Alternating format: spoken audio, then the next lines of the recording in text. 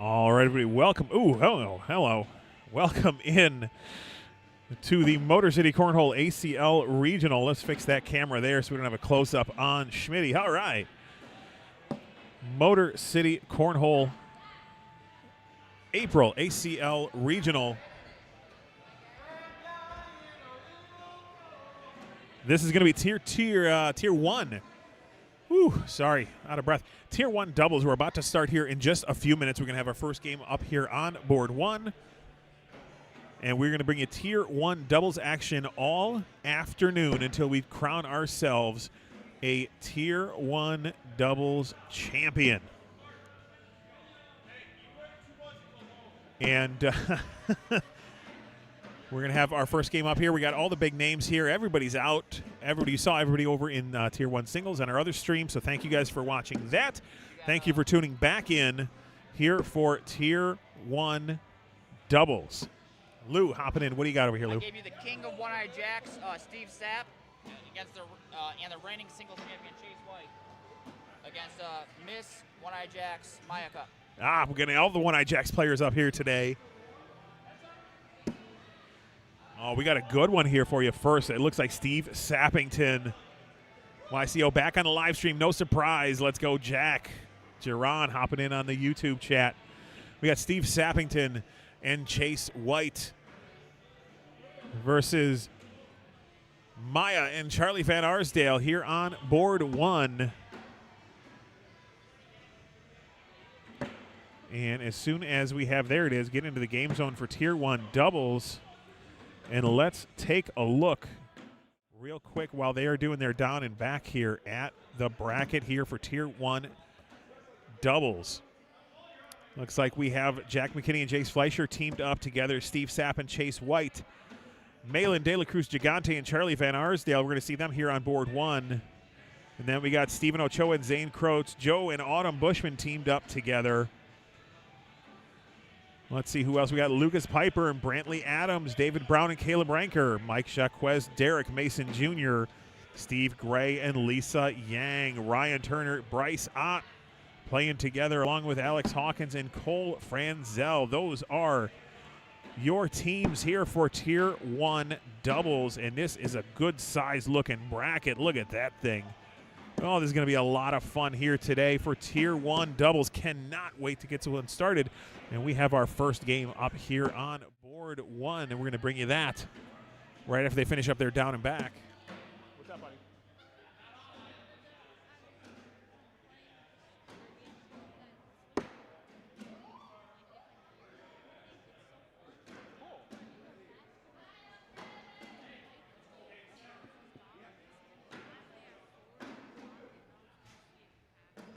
Let me check. Sorry, as we're getting going here. Oh, hang on. Let me do a little adjustment here. We got to go here, and then we got to go here. We got our scoreboard and board 1 ready to go here as we are starting this one out. And I have little man Lucas coming up to me. I got $1 for you. He wants to play some video games. He needs some dollar bills. So we're going to give him $1 as we get this one going. Let's see. We have the wrong score up there, though. Let's see if we can get, there it is. Maya and Charlie versus Steven and Chase here on board 1. Once again, I'd like to welcome everybody into the live stream. My name is Jason with What a Bag Cornhole. Got a little too close to the mic there. And thank you guys for tuning in for here in out at One-Eye Jacks for the April Regional.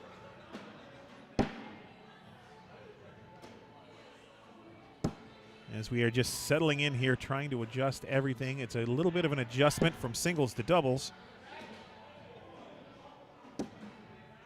Let's see if I can make that scoreboard a little more visible for you guys.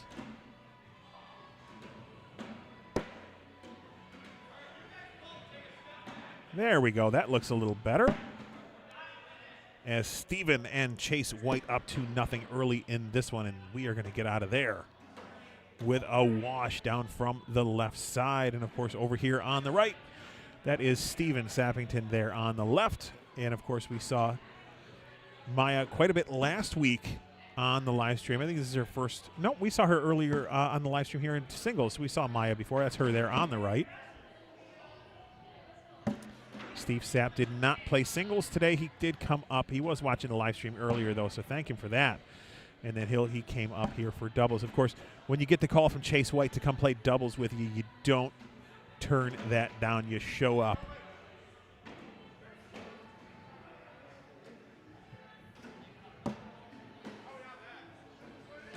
As Steven misses that one off to the left, and Maya's going to pick up the first points for them this game. Going to tie this one up at 2. And, of course, stick around because a little bit later here in doubles, Miss Code Red herself, Donna McVeigh, is going to hop on, and we're going to talk a little bit about her Bar Olympics coming up here later this month here at the beautiful One-Eye Jacks. It's a lot of fun, and we're going to tell you a little bit of information. We're going to talk about a little bit of a giveaway.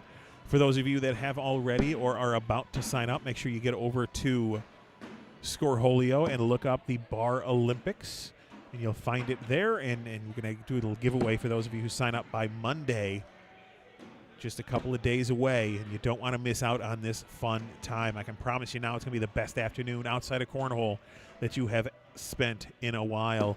Chase White goes for the big push, but too far right. And going to pick up one for Chase and Steven.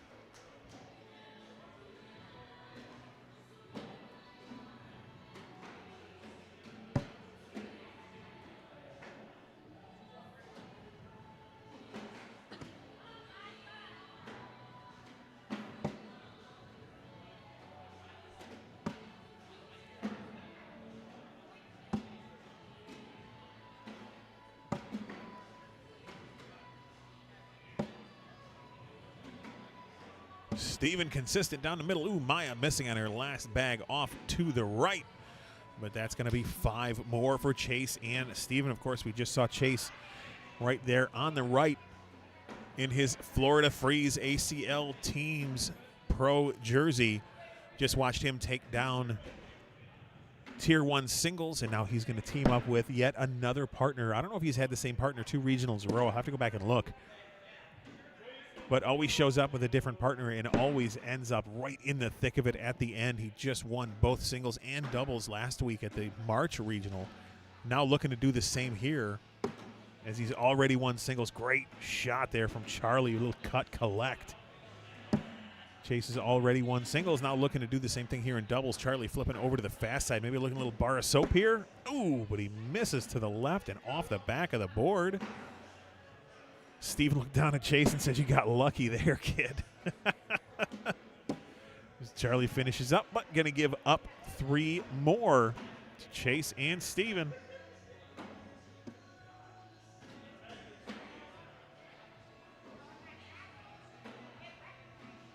Oh, and you know what? I completely forgot. And Rob, if you're still out there watching, I don't apologize. We have some information to pass on from our good friend Rob Yo out at Yo's Cornhole. And we're going to bring you that right after this game because I should have done it during singles, and I completely forgot. I had so much stuff going on, so many people stopping by the booth. I lost track of where I was at with our ad reads, but we got some information coming at you from Yo's Cornhole about some leagues starting up here in the next few weeks. And right after this game, we're going to bring you that information. Just got out of that one without any damage. Oh, no, I'm sorry.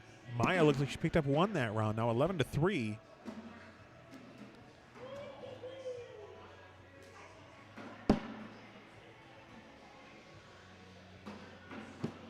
Ooh, Charlie tries to go up and hit the backside. Comes in a little light. Bounces off the pile and off the back. Chase White looking to collect and pick up at least 3 here. Now he's looking in line for 5 unless Charlie can clean that one up on the right side. He's going to go up after it, get a piece of it, but not enough. Can Chase White get in clean for 5? No, he's going to leave that one right. It's only going to be 3, taking him up to 14. 14-3 now.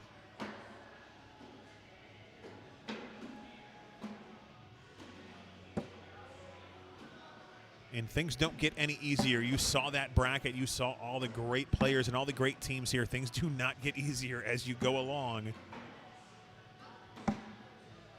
You don't want to lose the first one and end up down in the elimination bracket so early, but somebody has to. And right now, it's looking like it might be Charlie and Maya. Unfortunately, Maya, both of those bags sticking up on the left side. Going to be chasing Steven on 18, just 3 points away from the first win here on board 1 for Tier 1 doubles. Good back block from Charlie, although that look on his face, it's not exactly what he wanted. His chase goes up and over. With that hop cut, Charlie cuts around it, and it's hanging in the hole there. That's better than in. Chase is going to take care of it for him. Can he get this one around as well? No, that one sits in front. Now, does Chase go up after this, or does he hop roll it again? He is going up. Ooh, hits the bag in, but the one in his hand is off the back. Sitting 9 on 5 right now. Charlie has to have at least one of these bags in, and everything else stay on. Oh, he short boards it, and that is going to do it for the first game here on board 1. And I was just talking about it, so now let's get right into it. Let's talk about Yo's Cornhole. They actually have a league starting up, their Wednesday night league starting April 1st was their meet and greet. That was just last Wednesday. But starting April 8th, that's next Wednesday at 7 o'clock is when the league starts. It's not too late to get in on this. This is a 7-week league. It is a bring your own partner. 6 games per night at $60 a person. You can see they have a spot for everybody. Your backyard, your social, or your intermediate players. There is room for everybody in this league. It doesn't matter who you are or how well you throw. You can get in on this league, and they have a spot for you over there at Yo's Cornhole. And this is going to be up at the Wrigley Center. The Wrigley Center is there on Grand River Avenue in Port Huron, Michigan. And again, that league starts this Wednesday, April 8th. It is not too late to get in on this. It is only, $60 per person is a bring your own partner. So find a friend, grab some cornhole bags, and come on up and throw with Yo's Cornhole up here at the Wrigley Center in Port Huron. Their other league up here Monday night under the lights. This one does not start until May. The meet and greet tournament is going to be May 11th. There's going to be a $20 entry for that.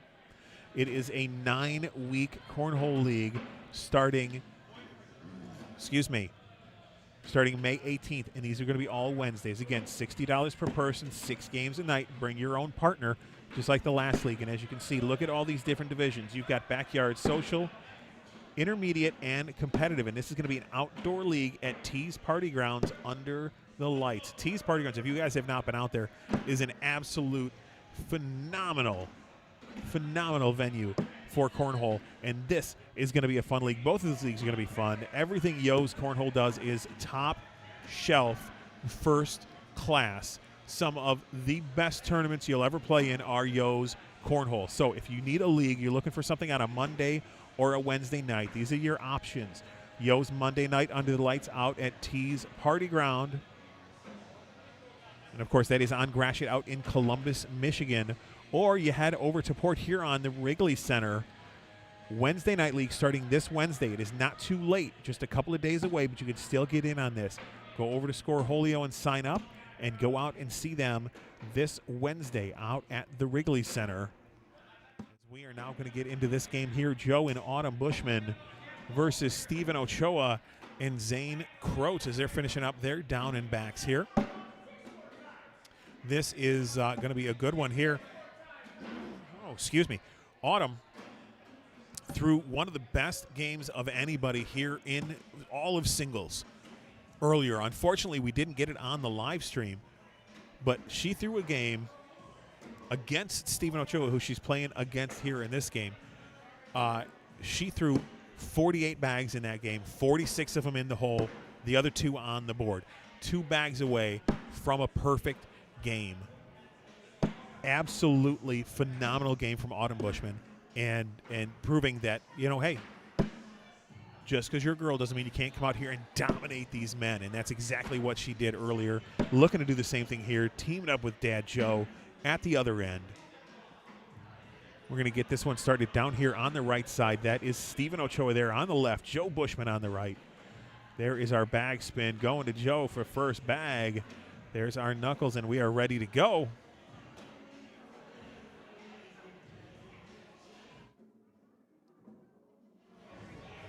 Ooh, getting a little frog in the throat here. Early here in doubles, been talking a lot today, and we got a lot more talking to do as we get through this bracket.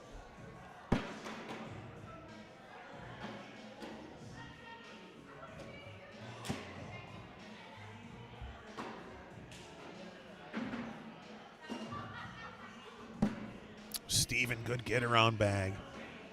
That block that Joe put up on his side. Ooh, Joe tries to do the same, but comes in a little hot and ends up off the back of the board.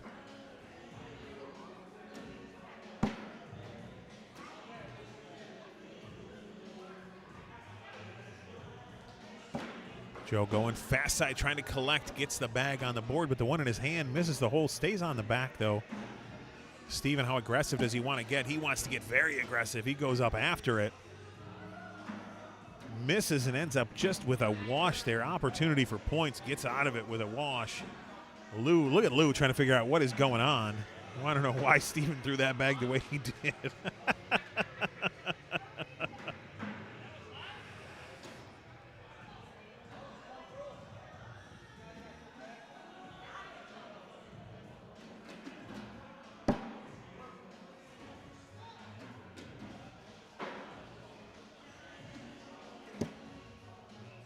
Ooh, Zane missing his first bag off to the left. Autumn going to try to take advantages. Now Zane has two of them over there. Autumn, good get around bag, good little cut. Right to left cut to leave Zane's bag out there. Zane's going to go get it himself. Ooh, Autumn with a chance to score, but misses her fourth bag right. Zane goes in. That's going to be another wash. So we head back down here to the other side to see what Steven and Joe can do. Partial update here as the Tigers were up 3-0, then they were up 5-1, 6-1, 7-1. Now all of a sudden St. Louis is making a comeback in their baby blues here in the fifth inning. It's now 7-6. Tigers lead down to 1. Ooh, and that's the end of the fifth inning there. Hopefully you got that on one screen, you got us on the other. If not, I'll keep you updated on the Tigers game all day long.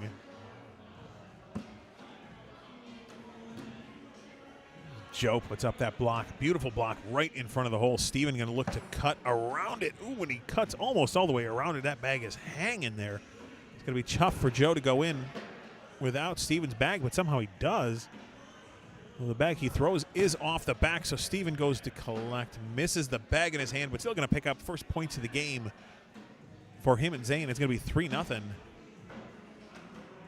Early in this one, after a bunch of washes to start this one off, we finally got the scoring going here.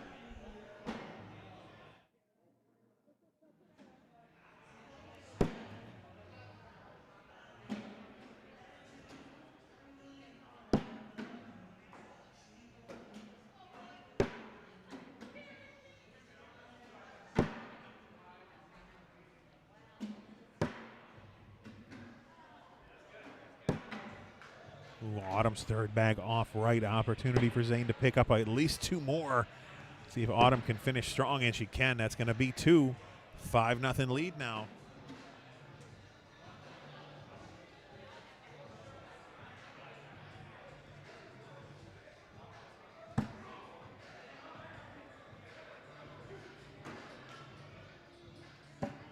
So we can get our score to update here. There it is. Lagging a little behind. Sometimes the ACL software doesn't auto update right away. We got to do it by hand, but that's all right. We don't mind. As long as we get you that correct score as Steven cuts around. What a cut collect bag from him.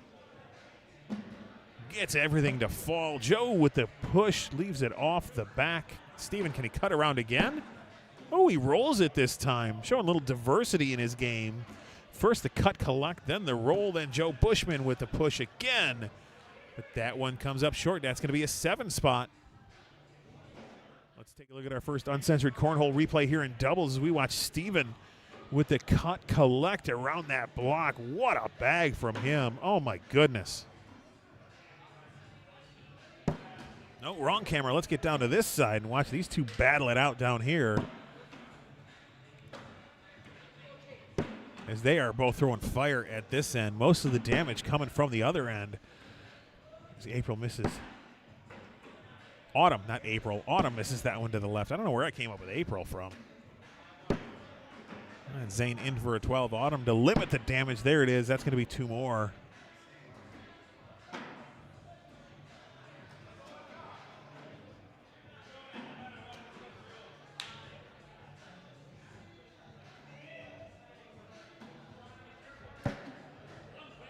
First bag block from Steven. He's watched Joe throughout this game miss a lot of pushes and a lot of cleanup shots, and there's another one there that's too far right. Steven trying to take advantage of sees a weakness in his opponent, and he wants to take advantage of it. Now that time he did miss his cut, and Joe going for the cleanup there. That one he hits. Steven with the cut brings that bag closer. Not out of play yet. You know he's going to go up and try to get that. Ooh, maybe not now. Joe pinches a... Steven looks over me, shakes his head. He's like, he knew I was going for it. He blocked it up instead. If you want it, you're going to have to earn it. Let's see if he's going to do. He is going to go up. Ooh, he gets Joe's, but not his own. Can Joe go in for the wash here? No, he leaves it too far right. That's going to be 2 more for Steven and Zane. Everybody in the world knew Steven was going for that airmail there as soon as that bag stopped on the right side. Even with Joe blocking it up, he still tried to go get it.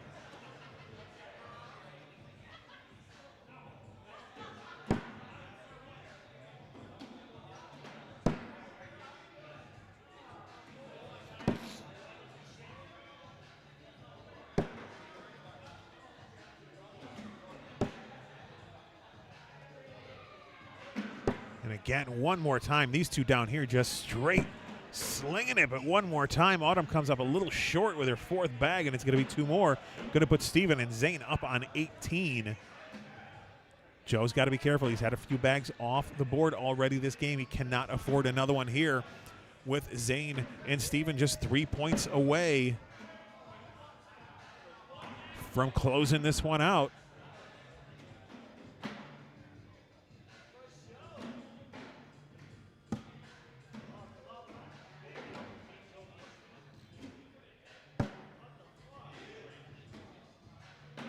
Big step out from Joe, almost out of frame as he's looking to cut a little left to right there around Steven's blocker. Ends up sitting next to it. Goes for the roll. It gets it up, but not all the way over. Now he's got both of those bags, one sitting on top of the other one. Big push here from Joe. Gets a piece of it, but not enough to get it all the way through. Even on the fast side, it looks like he threw that one hard. Still wasn't enough to get through. Steven's going to go fast side as well. Gets 2 to fall, but not the one in his hand. Joe Bushman stepping so far out, he is out of frame. There he is with the big push. Oh, what a bag from him. Just not enough to get them all to fall. And look at that. There is a taco sighting in the comments section. How you doing, sir? It's been a while. Hope you're still out there playing somewhere. Zane leaving that one short and left. Opportunity here for Autumn to pick up their 1st points of the game. Little cut around there, got it right in. She kind of looked over and gave me a little head shake there. I think she might be a little frustrated with this game. Another one cut right around, but that bag from Zane is just keep moving closer and closer to the hole, and there it is. He's going to clean it up. They're all bunched up now in front, and Autumn's going to knock it in for him. Can Zane get in around her? A little left to right cut. Yes, he can. Now can she clean up on the fast side? Ooh, double clutch there. There it is. Good cleanup from her. She throws her hands up in excitement. Finally gets that 4-bagger. I think that might be the first one of the game for her. There's so many 3rd and 4th bags she was missing early in this game. Happy to finish that one off. The Martinez is in the house. Carrie walking by saying hi. Gotta love Hector and Carrie, 2 of my favorite people in cornhole.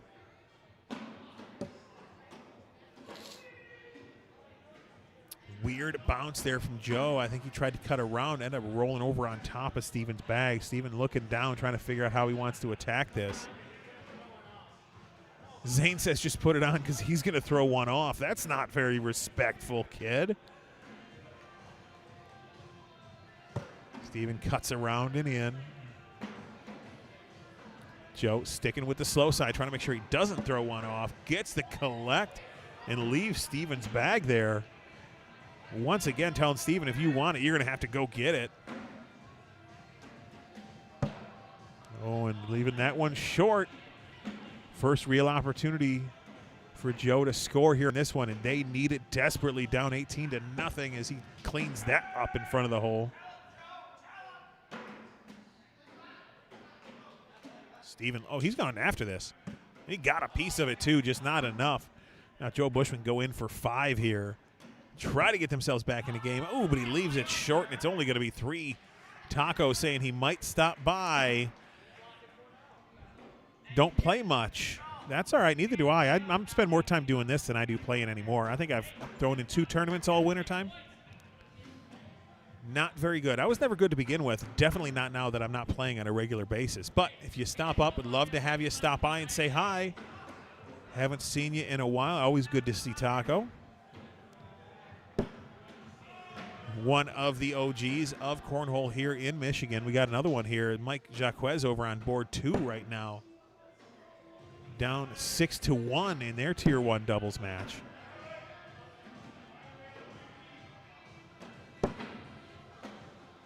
Good little get around bag there from Zane. Little left to right cut.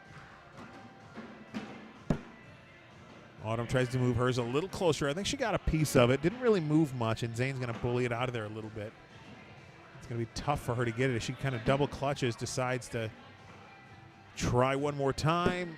Oh, and that is going to be off and left. Zane here in for the win. Leaves it short, only going to be 2. 20-3 now. Going to leave it up to Steve and let him try to close it out down on this end.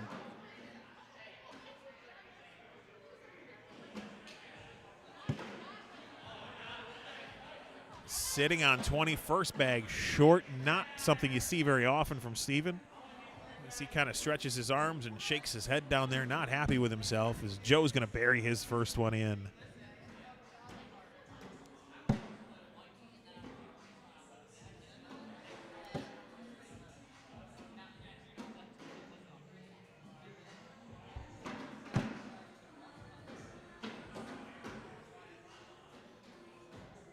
Another big step out from Joe. He likes those big step outs.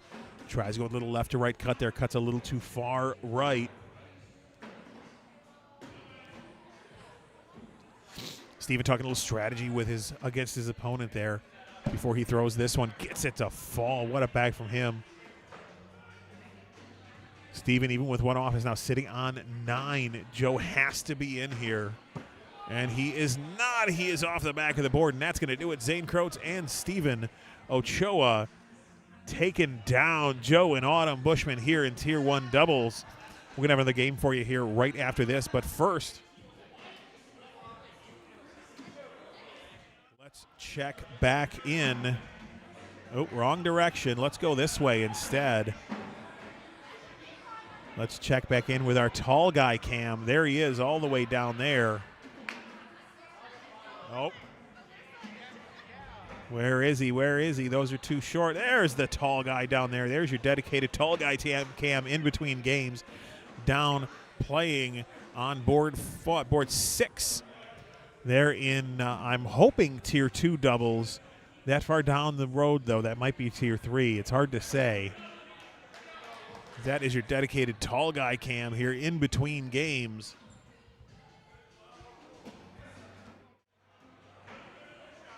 And once again, let me talk to you guys one more time about our friends over at Yo's Cornhole. They have a couple of leagues coming up. This one starting just this upcoming Wednesday at 7 p.m. It's a 7-week league. Plenty of room for everybody. You can see backyard, social, and intermediate divisions. So there is room for everybody in this league. And maybe you're like, well, you know, I'm not backyard, I'm not social, I'm not intermediate. Maybe I'm a little higher than that, right? Maybe I want to play in a higher division. Well, that's okay. I got you, because this league starting this Wednesday is going to be up at the Wrigley Center. But then if you want to go starting in May, you can head on over to T's Party Grounds, and they've got the intermediate here. But then, hey, you can hop up to a competitive division as well. Both of these leagues play 6 games a night. They are bring your own partner, and they all cost $60 per person, and that is $60 well spent. Yost Cornhole is one of, if not the best, at running cornhole leagues, and this is going to be a good time for anybody that wants to get out and play. So again, you got this one starting up in May over at T's Party Grounds over, where is that? That is on Gratiot in Columbus, Michigan. So again, these are for those of you on the north side. You're looking for something to do. Over here in Port Huron at the Wrigley Center. This one's starting this Wednesday. Grab your partner, 6 games a night. You don't want to miss this. It's going to be a lot of fun. And again, all these different divisions, there is room for everybody. And now, as Roland Bag says in the YouTube chat, let's go Gray and Lisa. And that's because here on board 1, we have Cole Franzel and Alex Hawkins versus Stephen Gray and Lisa Yang. This is going to be a good one here on board 1, as they are finishing up with it down and back. It looks like we are going to get this one going down here on the right side with Alex and Lisa. Jimmy Goodwin saying, what's going on? He's mad he couldn't make it today. Hope all is well. Well, everything is good except for the fact that there is no Jipples here today. Everybody's missing out on that. Other than that, everything's great, man. Hope you guys are having a good weekend. Hope your holiday tomorrow is going to be good. Maybe you guys are out celebrating today as well. I know a lot of people are.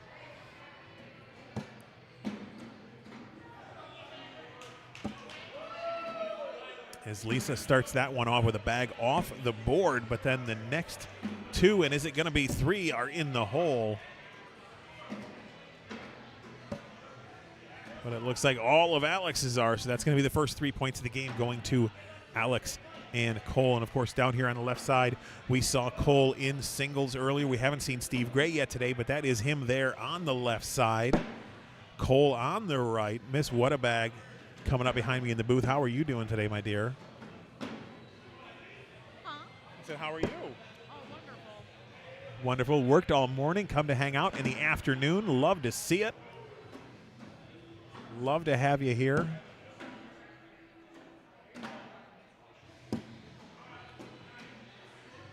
She's going to come and sit down and watch some games here on board 1 with us. Steve Gray with a good finish.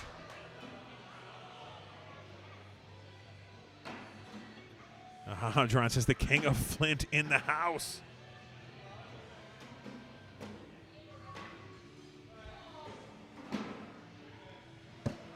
I don't know where he was earlier in singles. He's been here all day. He just did not make it up onto board 1 for Tier 1 singles.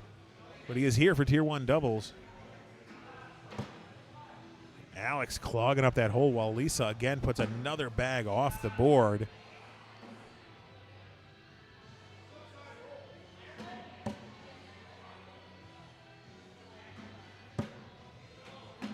Third bag block from Lisa. Alex going to step out, try to cut around it here. Ooh, comes in a little light and ends up cutting too far left. Lisa can collect here, but even if she does, it's still giving up 1, and she does. Good collect from Lisa, but still going to give up 1. 6-0 now. Alex and Cole up in this one.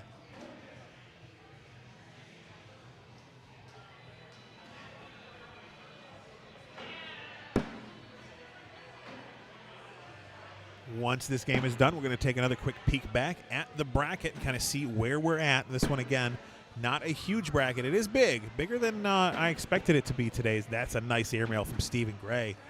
So we'll take a look at that bracket, kind of see where we're at as Cole rolls over everything. Stephen goes up. Ooh, but that one bounces off the back. Is Cole going to roll it one more time? Yes, he is, and he hits it again. No, that one too far. Sits on the back. Stephen Gray with the airmail again. That's going to be an 8 on 7. One more for Alex and Cole.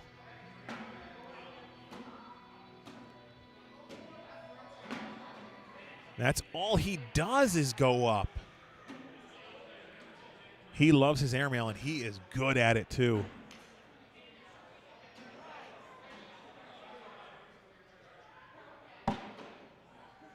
Ooh, Alex coming in a little strong on that first bag. Lisa's first bag in. See if she can keep all 4 of them on the board this round. Uncharacteristic for Lisa to have a bag off the first 2 rounds that she's thrown. And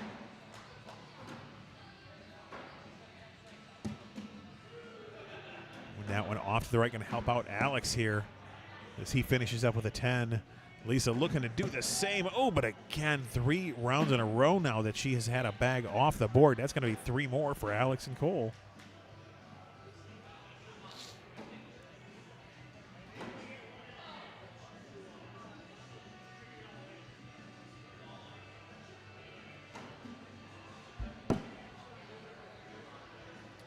Oh, Rolling Bags on the YouTube chat saying dangerous when he gets his cut going with the airmail. I mean, if you look, if your cut is on point and you can bang airmails like Stephen Gray can, that is a dangerous man. You are 100% correct. Now let's see what his push game looks like here. Ooh, misses that one right, a little deep and off the board. Cole rolls over the top, but it doesn't fall. That is it going to go? Is it going to go? No, it's not. That's an 8 on. Is that an 8 on 5? For 3, yes, it is. Okay. I couldn't tell that one bag back there or not, but it was 8 on 5. Alex Hawken and Cole Franzel trying to make quick work of this one here. Getting a lot of help from bags off the board. From Lisa, and now last round from Steven.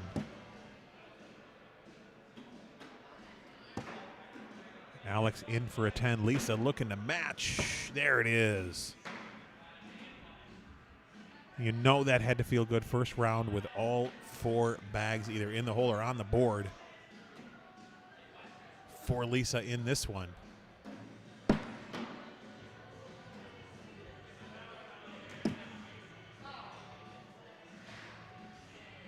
Stephen Gray with the block. Cole puts a back blocker right in Stephen's lane, and he just immediately goes up. No hesitation. He does get the bag on the board, but the one in his hand bounces off the back. Cole going fast side here, trying to go up the middle. Move fast side cut, collect. He does get the one, but it hangs there. Now he's going to go in. Looks down. Alex was going to tell him to go up for it for a second, but then decided, no, just go in. In line to pick up at least 3 here, and that's what it's going to be, 3 more. 16-0 now.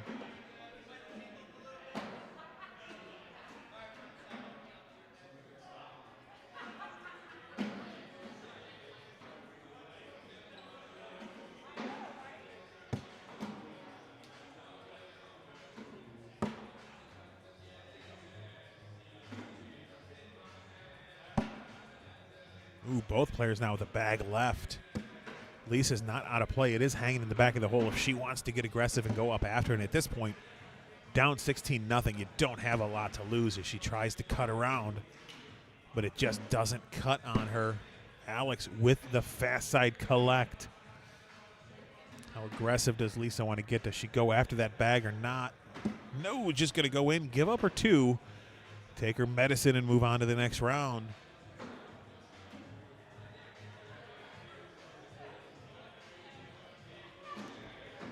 Got to be careful here if you're Stephen Gray. I know he loves those airmails, but one missed airmail off the back of the board could be it. As he misses that block to the left. Cole with the cleanup. What a bag from him.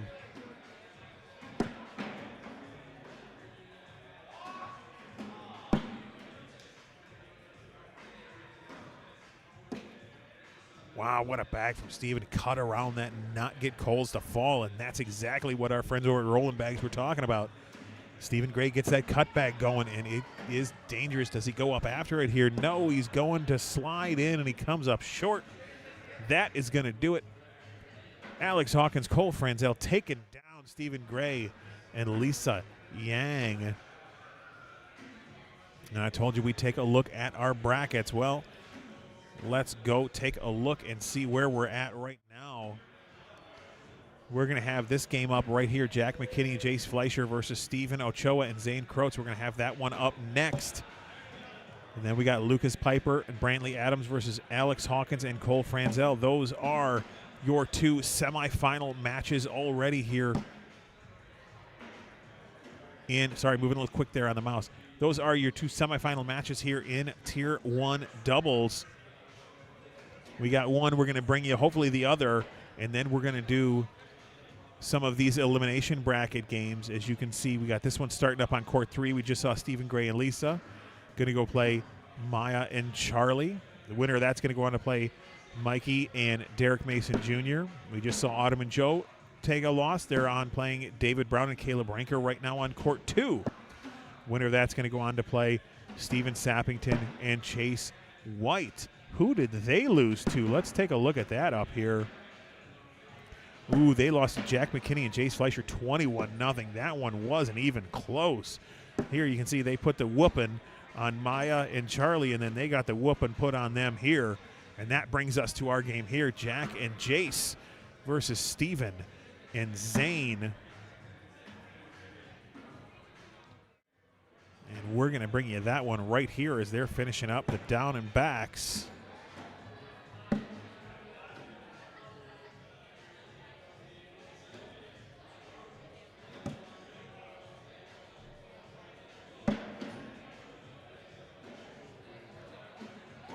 And then we're going to get this one going here. And again, this is another big name here in Michigan Cornhole that we have not seen up here on board 1. We didn't get the chance to watch him in Tier 1 singles. He was out there playing, but he never made an appearance here on board 1. But he is up here now, and that's going to be Jack McKinney, another youth cornhole player wearing that black and blue youth cornhole organization jersey. So, Jerron, if you're still out there watching, here's another one of your YCO kids making their way onto board 1. And as we get this one started, down here, let me adjust our scoreboard so we can see who we got.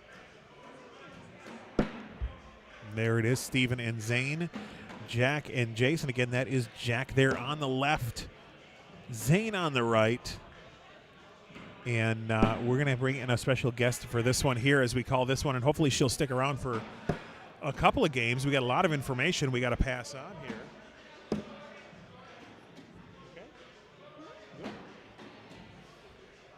And then, okay. So as I was saying, we got a lot of good information we got to pass on here as we're getting through this one. And we're going to bring in Miss Code Red herself. We've been talking about it all day. We're finally going to have her here. Make sure you get right up onto that mic there, Donna. And how are you today? Not playing today, just hanging out, watching Tall Guy, huh? Yep, just hanging out. Well, I'm not here to watch Tall Guy. I'm here to watch everybody. There you go. Yeah. That's the correct answer. Yeah, because I would have to walk around too much to watch him. Okay. Hi, everybody. I'm just saying, first of all, apologize if I have too much of a trucker language. I try to keep that in check, but then you get the office voice, and that sucks too. So I'm just apologizing in advance. That's right. We try to keep it as PG-13 as we can. I do. Sometimes things slip, and that's okay. Now, Donna, you're here for a very specific reason. We've been talking about it all day long, and that is right here, our Bar Olympics coming up at One Eye Jack's on April 19th.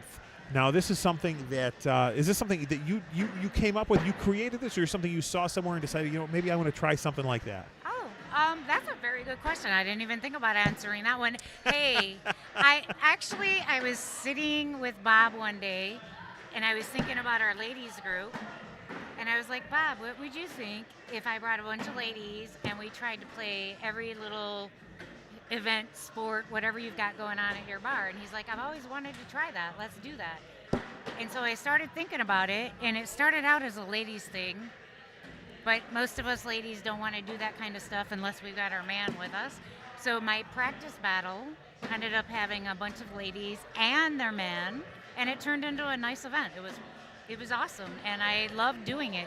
You get a chance to play every sport here. You don't have to be competitive. You just have to be willing to play the sport and embarrass yourself a little bit. Isn't that everyday life? Yeah, Isn't every that day. everyday life? So that's where it stemmed from, and it was awesome. And then, when was the next one? Oh, my actual live one was February 1st, where everybody was invited. Yes, and a lot of people showed up, and a lot of people showed out. Nicole Highland hopping in the chat saying single people can play too. Yes. It doesn't just have to be for the women's and their men's. Yep. Anybody can play. Put a team of 4 together. It could be 4 single people. It could be a married couple and 2 single friends. It doesn't matter who it is. It doesn't matter. And actually, I've been trying to get this clear to everybody. Is like, it's a team of 4, and I'm still bringing a little bit of cornhole into that by saying, if you don't have a full team, just show up. We'll put you with somebody. We'll find a spot for you. Yeah, Absolutely. we'll do some matchmaking for you. We're just here for some fun times and competitive. Like, if you suck at darts, that's okay. You're probably good at cornhole. You're probably really good at flip cup. But that's all that matters. Somebody on your team is good at one of these events. There's 10 that I promise, 11 if I have enough time. I always leave quarter bounce as that extra thing. Just that extra, absolutely, if there is enough time. And we are happy and proud here at What a Bag to be able to help and take part. And again, we showed up before at the last one. We didn't play. We just showed up to support and make sure that Donna knew that we are there and that we love her and that we're going to support anything she does. I think this time around, Donna and I were talking earlier, and I might put on my referee whistle and my referee uniform and come out here and help show these, show everybody how to play, blow my whistle, tell people what to do. Be God. Basically, that's our referees. That's the one rule I have on all of my Olympics is the referee has the final whistle. Like, whatever he says, or she says, Brittany, and Lori. That's Lori, what goes. Yep. Okay, wonderful. That's what goes. We're looking forward to it. It's going to be a lot of fun. And why don't you run down the game? So you got cornhole, obviously. Yeah, of course. Flip cup. Well, let's go not in order, but the way I thought about it originally was just wrapping around the bar. Okay. So we have hoops, darts, billiards, and then we have actually a pinball off. Yes, you pay the pinball machines. Then we have virtual golf and cornhole and disc golf. And then we transition into beer pong, flip cup, and quarter bounce. If there's time. Yes, if there's time. If there's time for quarter bounce. Or we use quarter bounce as a flip off. As you want to flip off, I'll flip you off. We'll get that taken care Right. of. If first and second place are tied, or third and fourth place are tied, Yes. we're going to use quarter bounce as the flip off. Now, because this is the Bar Olympics, I'm assuming we're handing out gold and silver and bronze medals along with, is there cash prizes if people want to come out and play? Does it make it worth it for them to come out and play? Oh my gosh, yes. This started because I know cornhole and I know how cornhole pays out. So that's what I do is depending on the amount of teams, I pay out at least first through third. On my last event, I paid out through fifth place. Fifth place did not take cash home, I'm just going to say that. Fourth place got their money back. Everybody else went home with some pretty good money because there's a lot of people that show up. Think about it, 20 teams, 22 teams times 4. Everybody's $30 ahead. That's a big payout. Oh, yeah, absolutely. And, and you got to think, because personally, I know a lot of people looking and go, well, $30, that might be a lot of money, but you got to realize you're getting a full day event here. This isn't like a 1 or 2 hour thing. And you're bouncing around, and you get to take advantage of everything that this wonderful place, One Eye Jacks, has to offer. Yes. Because and again, if you start over at the basketball and you wrap your way around everything that you talked about, the darts, the billiards, the pinball, the virtual golf simulators, the cornhole, the disc golf, everything. You can spend all day in this place and never get bored. And while you're here all day, you can have one of the best meals you ever had inside of a bar. The kitchen here is absolutely wonderful. And they just changed their menu. So if you've been here before and you haven't been here recently, they just changed their menu. I think right now my favorite thing is the rosemary chicken panini. Ooh, haven't heard about that one yet. Oh my gosh, that is delicious. That's awesome. Of course their mini corn dogs. when I'm just in the mood to have a little snack. Those are our thing. Yeah, we're going to leave that one alone as we're check in on the game trying here. to be good. Check in on the game here as we're getting into just finishing up round 8 and a bit of a barn burner as it's only 5-4. And well, no, that's going to be the score change there and a lead change as Jack McKinney and Jace Fleischer taking the lead back now 6-5 over Steven and Zane. That's a crazy duo right there. It really is. And I mean crazy by I would not have thought when I walked in here I'd have seen those two as partners. Oh yeah, and it's honestly, in my opinion, in my humble opinion here, probably the team to beat here today. Now, when it comes to ACL regionals, the person to beat is usually always, and we saw it in singles, Chase White. Yes. Now, not taking anything away from Chase White or his partner.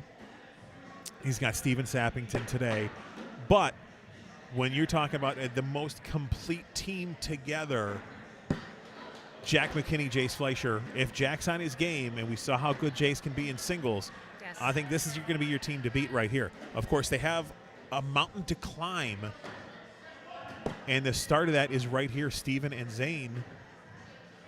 Another great team that they're matched up with here, and that is going to be another That's a lead great change. team.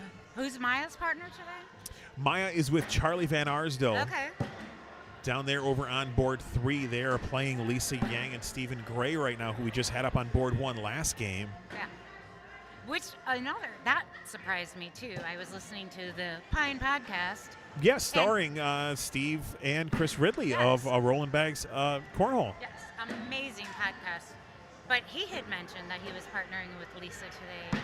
And I, honestly, because I stink at cornhole, I wonder how some of these people get matched up. I'm thinking, do you just reach out to Steve Gray and say, hey, would you like to be my partner for a regional? How does that happen? Absolutely. And again, I'm not that good at cornhole either, but I've had a lot of people say, hey, if you want a partner, just reach out.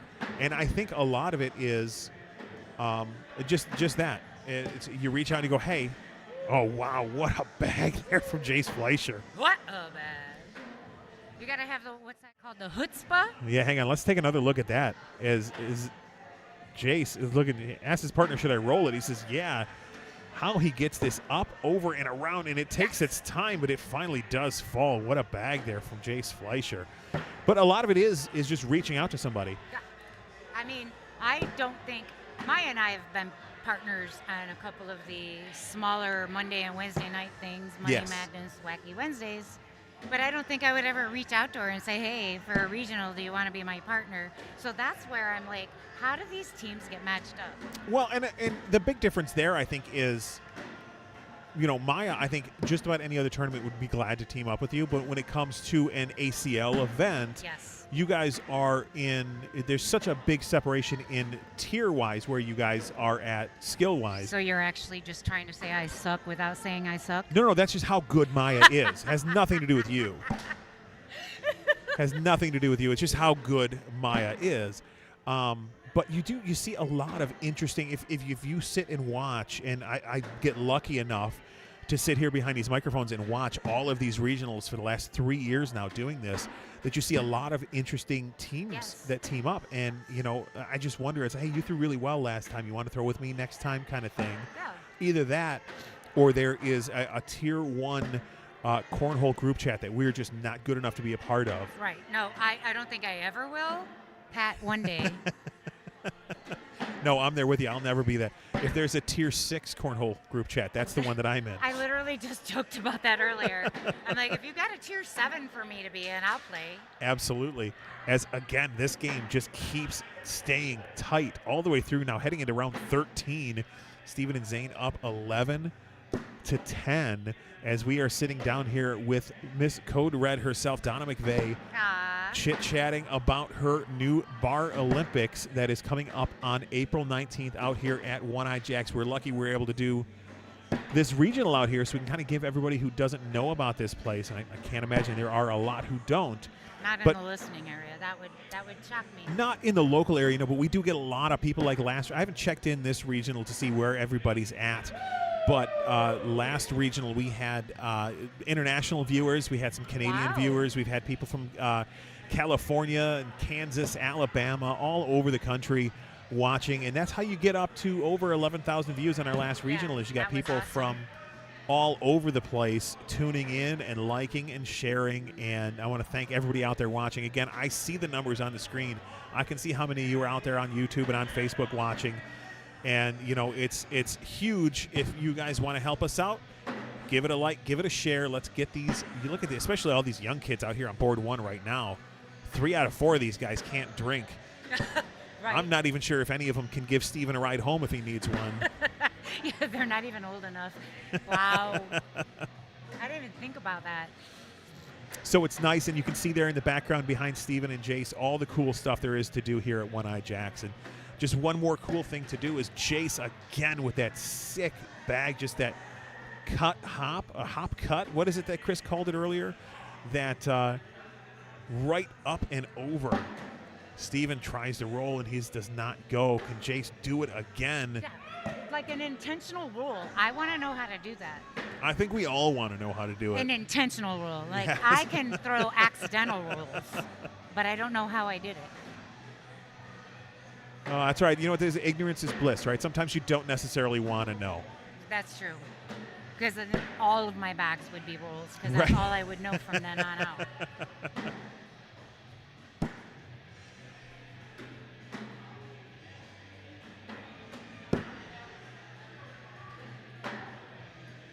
And I think Jack, 12. Ooh.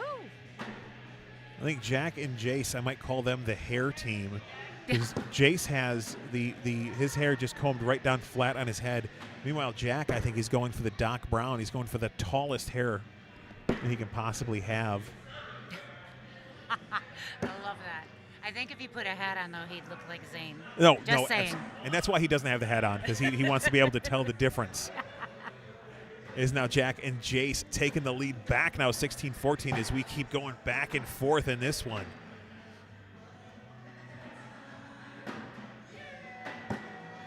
Good collect there from Steven, cleaning up the front of the board.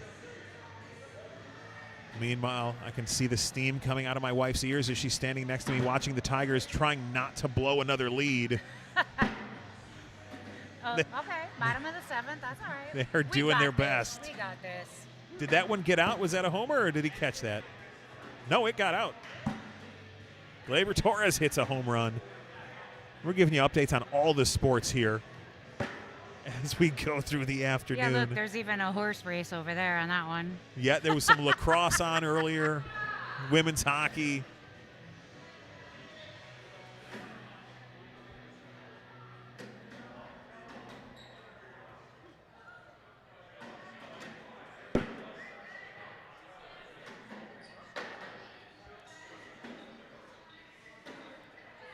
All right, 16-14. I didn't see that. Yes. Well, it's right there on screen in front of you if you want to Right. look at it. Right there on that screen, too. We got multiple screens Yeah, going here. I'm used to looking at the one that's actually up on the wall. Yes, so yes. Jack was hiding that from me. Joe That- hopping in the chat saying these guys don't miss, or at least they rarely do, and you're not wrong there. And again, you're looking at Yes. 4 of the best cornhole players here in the state of Michigan. 3 of them, I'm pretty sure, still in high school. And it's only going to get better from here because thanks to a wonderful group of people, Jerron and Joyce over at the Youth Yes, of Cornhole course. Organization, they have done so much for the young kids in this sport to help grow the sport among the youth. The only problem with that is they get so good at such a young age that I'm just done. I can't play with these kids anymore. No, me either.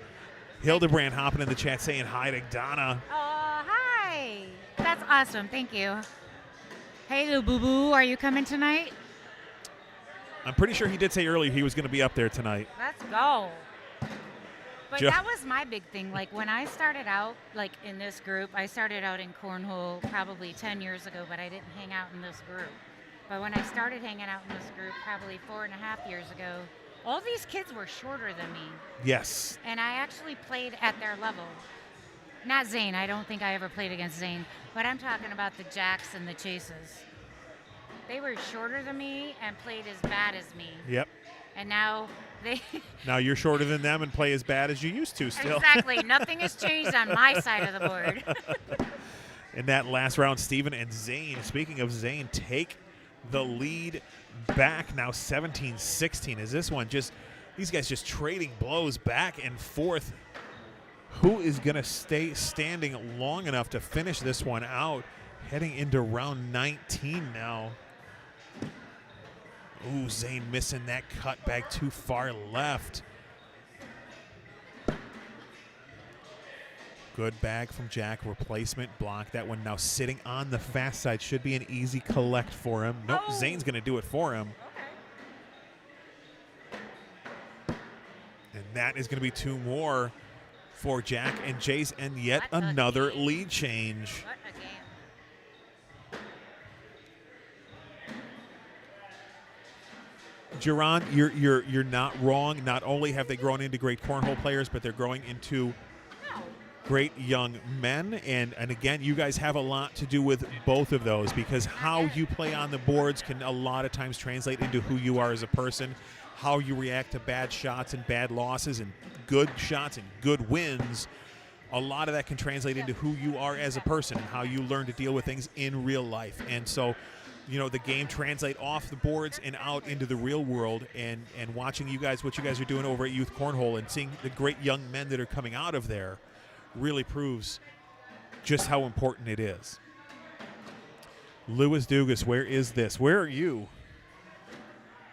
Yeah, I can see you. It's You at know where the this is. Fabulous One-Eyed Jacks out in Shelby Township.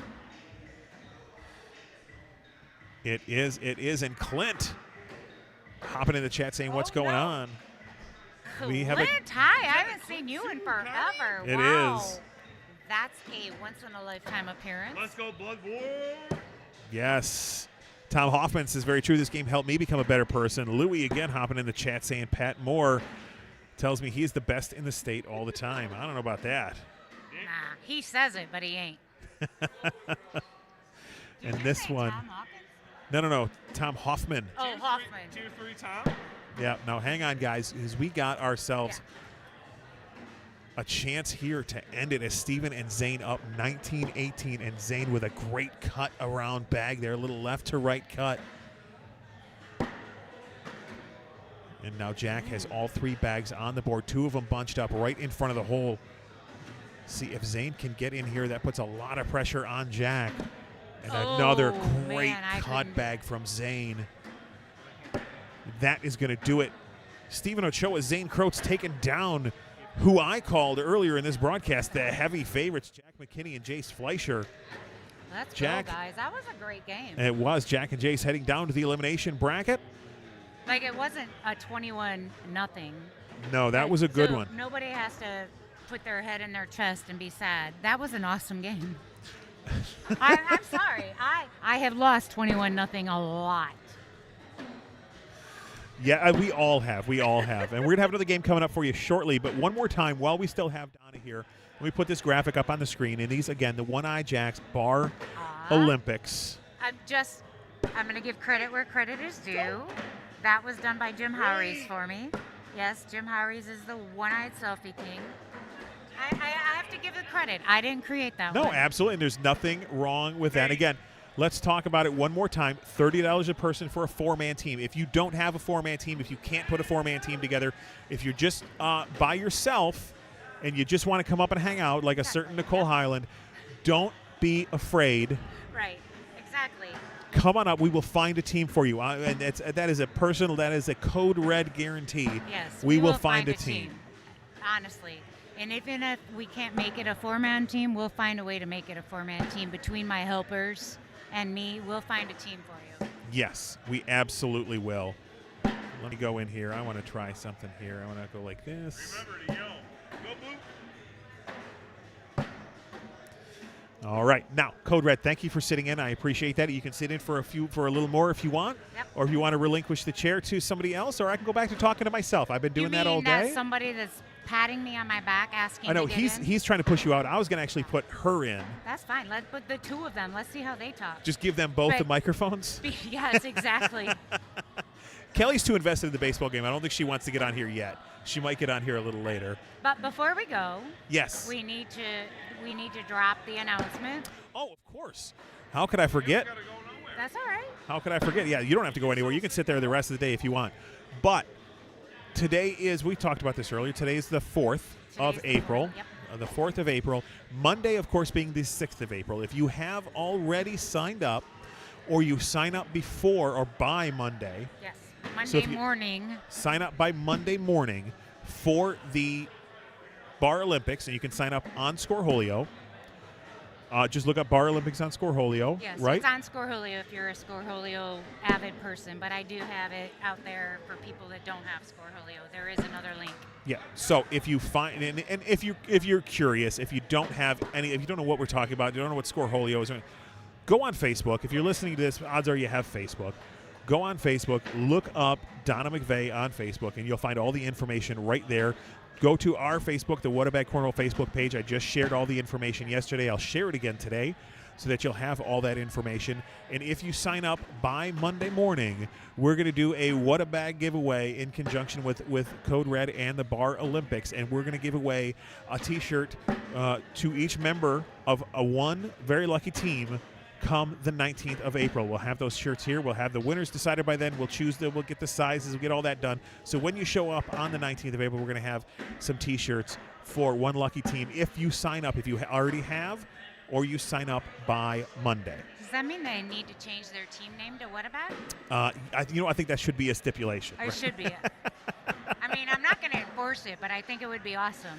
Oh, I wouldn't mind that too much. Okay, let's get into this one here because we have Okay. Alex Hawkins and Cole Franzel versus Lucas Piper and Brantley Adams. And I'm going to be honest with you, Brantley Adams with his look at that black and pink blue collar cornhole jersey he's wearing. That is awesome. I love those colors together. Yes. I've never seen Brantley throw, so this will be interesting.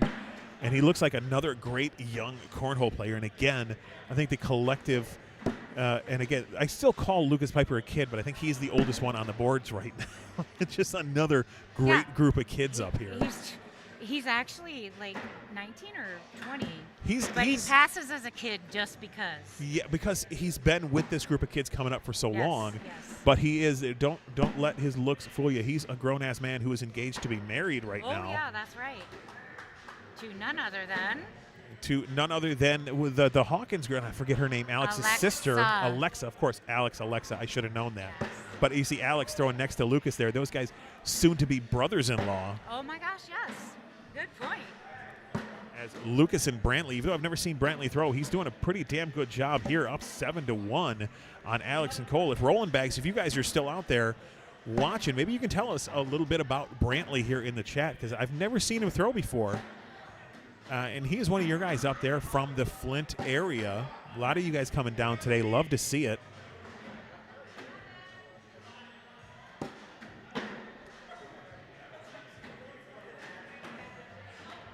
As two more there for Lucas and Brantley, up 9-1 now. Oh boy. I hate to say this, but I honestly, what is Brantley's last name? I don't think I've ever heard of him. Adams. So, wow. Brantley Adams, yeah. I will now. Shots like that are going to make it hard to forget that name. Exactly. Another probably youth cornhole that got brought up through the ranks. Well, you know, I don't know if he's youth cornhole or not, but he is young and playing cornhole, so we're going to say, yeah. Lucas Piper just turned 21 this past Monday. Happy birthday to Lucas. Somebody bite this man a shot. Just turned 21. Wow, Lucas. Even though he's not in high school like the rest of these kids, he's still a kid to me. And he's not drinking. See, that's what I thought, is all of these younger people are going to watch how we do cornhole, and they're like, no, we're going to bring up another series, another generation of people that don't drink and play cornhole. Which, unfair to us that love to drink and play cornhole. Because not only are you so good that you can beat us when we're sober, Exactly. you're so good that you can destroy us after we've had a few pops. Yes. Pops. I like that. Pops. Janelle, thank you for that information there on Lucas. We appreciate that. Thank you for watching. That's still a grown-ass man at 21. Just Yes, saying. absolutely. If you're old enough to buy a ring and put it on a girl's finger, I mean, you're a grown-ass man to Exactly. me. Absolutely.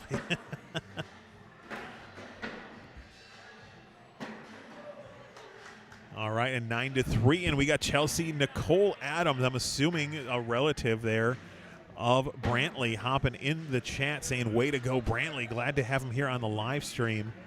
Let's go. I'm enjoying watching him. Absolutely, as Alex that last round puts a couple of much-needed points on the board, giving Cole first bag here in this round. Brantley Adams is also, you're correct on it, he is also a youth cornhole organization. Jerron chiming in, Okay, hopping in the awesome. chat. He's been with us most of the day. We love to see it. Over there watching it home on YouTube. I figured he couldn't be that good without youth cornhole. But it's amazing. I don't think I've ever watched him play, so it's good for these regionals to bring people from all over. Absolutely, and see, and that's the unfortunate part is there's so many great players just north of us up in Flint. All the blue collar guys don't get a chance to see them all the time. But if you want to see them, you make sure you tune in when Rollin' Bags is doing their live stream. Great roll bag there from Cole to get up and over, and you can see all these guys up there. Yes, I just have not. That's the downside. I need to start doing it. Rob, you're not wrong. He says, I can't, Rob, down in South Carolina, says, I can't throw a bag until I have a few drinks, and you are 100% correct, sir. 100%. Like, I have to have one on the way to the facility. Don't say that. I don't think I we're didn't allowed say to I do was that. driving. I just have to have one on the way. We're trying to make a good example. We got all these kids up here on board one. We're trying to set a good example for them. Oh, no. Let's.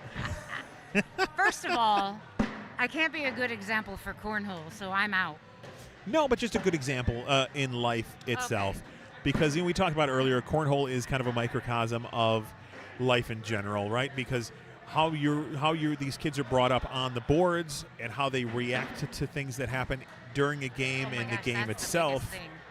can really translate into, how they are in real life. Yes. And Janelle chiming in saying, you're welcome. You're Gavin Cook's mom. Wish we were there today. We just saw Gavin last weekend at the regional. Happy for the live stream, though. Thank you so much for tuning into the live stream. And we love having Gavin on. Anytime that he wants to come and play on board one, I'm glad to call a game for him. Yeah. Glad to be able to get these games out to, especially now with these younger players, be able to get these games out to family who want to watch and want to share and want to brag about their awesome kids or grandkids or nephews or nieces that want to come out here and play cornhole. We can get these games out to everybody now. Is Cole going for the roll up and over? He gets it all the way, but it doesn't fall. Brantley going fast side. I think he's just looking to clog everything up here, and he does just that. Nothing ends up falling. Both of those guys throwing great bags that round. And just another one heading into round 9 now. Tight game, 9-6. Bob Stein watching on Facebook, owner here at One Eye Jacks. So how old is old? Is too old to join youth cornhole. I know, we got to start over. We need to start, and instead of youth cornhole, we'll start the geriatric cornhole. Yes, perfect. I like it. Old people cornhole.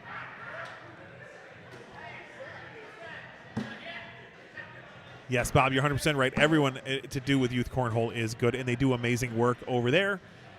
And we just can't stop singing their praises. There's nothing negative you could say about the people who run it, about the kids who come out of it, Yes. about their ability to play the game. It is absolutely wonderful, and one of the best organizations in general for those reasons in all of cornhole. I enjoy the fact that I've seen a lot of their tournaments, and honestly, I don't know if you call it practices, but they shoot up here at One Eye Jacks weekly on Sundays. Yes. So I've enjoyed watching the fact that there's some kids that come out here and they honestly can't make it from one end to the other end, and they don't care. And you know what? Neither do Youth Cornhole Organization. They just keep coaching them and coaching them, Yep. and eventually they get better. Speaking of coaching, as you can see, Lucas here taking Brantley down to the other end during a timeout, and he's pointing out on the board, showing him exactly where he wants him to put that bag. And this is what helps when you got someone a little bit older in Lucas, someone a little bit younger in Brantley, and you have that coaching ability right there that you see Lucas doing. You can see him talking to him, kind of explaining to him exactly how he wants him to attack this and what the best way to do it is. And now we'll come back down to the other end, and we'll see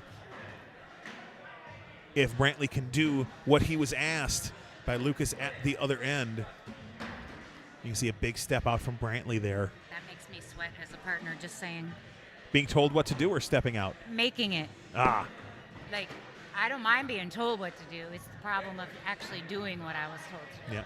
I think that one landed a little further left than what Brantley wanted, but it did clean up, and it moved his bag a little closer to the hole. He's got one left to see if he can try to draw it back in, but Cole left one out there. Going to make sure that he can't get it, but he will go in for the wash.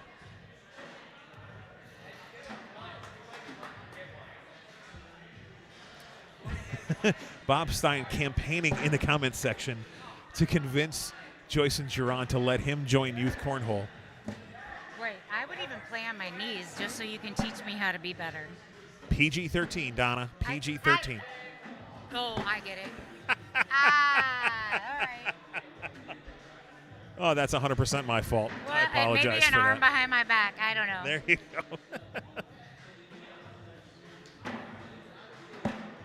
Ooh, Alex trying to clean up. Came a little too hard there on the left side. Ended up bunching up in front. Luke is going to sit behind. Alex still has a path here to score points. He's going to stay on the fast side. Slide through and collect. All right.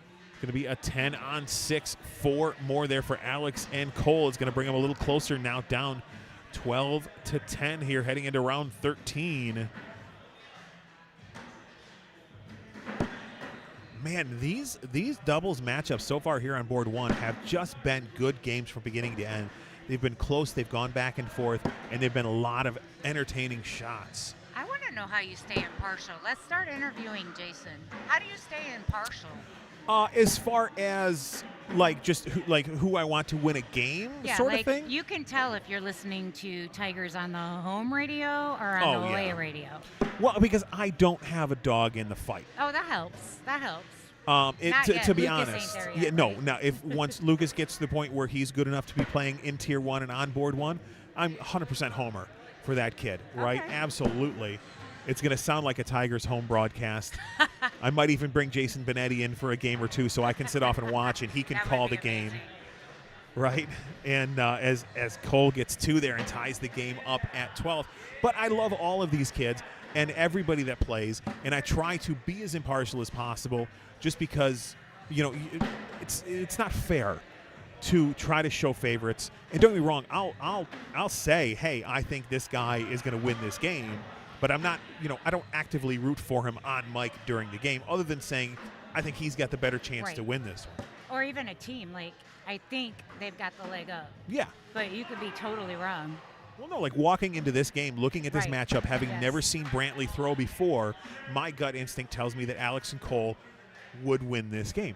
But looking at the score and following this game along, Brantley obviously is a great thrower, another great young youth cornhole thrower. Lucas Piper is Lucas Piper. Yes. And now all of a sudden, we're 14 rounds in and tied at 12. Wow. So, yeah, you don't root for your gut. You just have a gut. Yes. Like, you think you know who might win it, but you're not going to root for that person because he does stay impartial. Absolutely. I do have a gut, and I do go with my gut a lot, but 43 years on this earth has also told me that, oh my gosh, he's such a baby. My gut has shit for brains a lot of times. So That's funny. Sorry. That was just hilarious to me.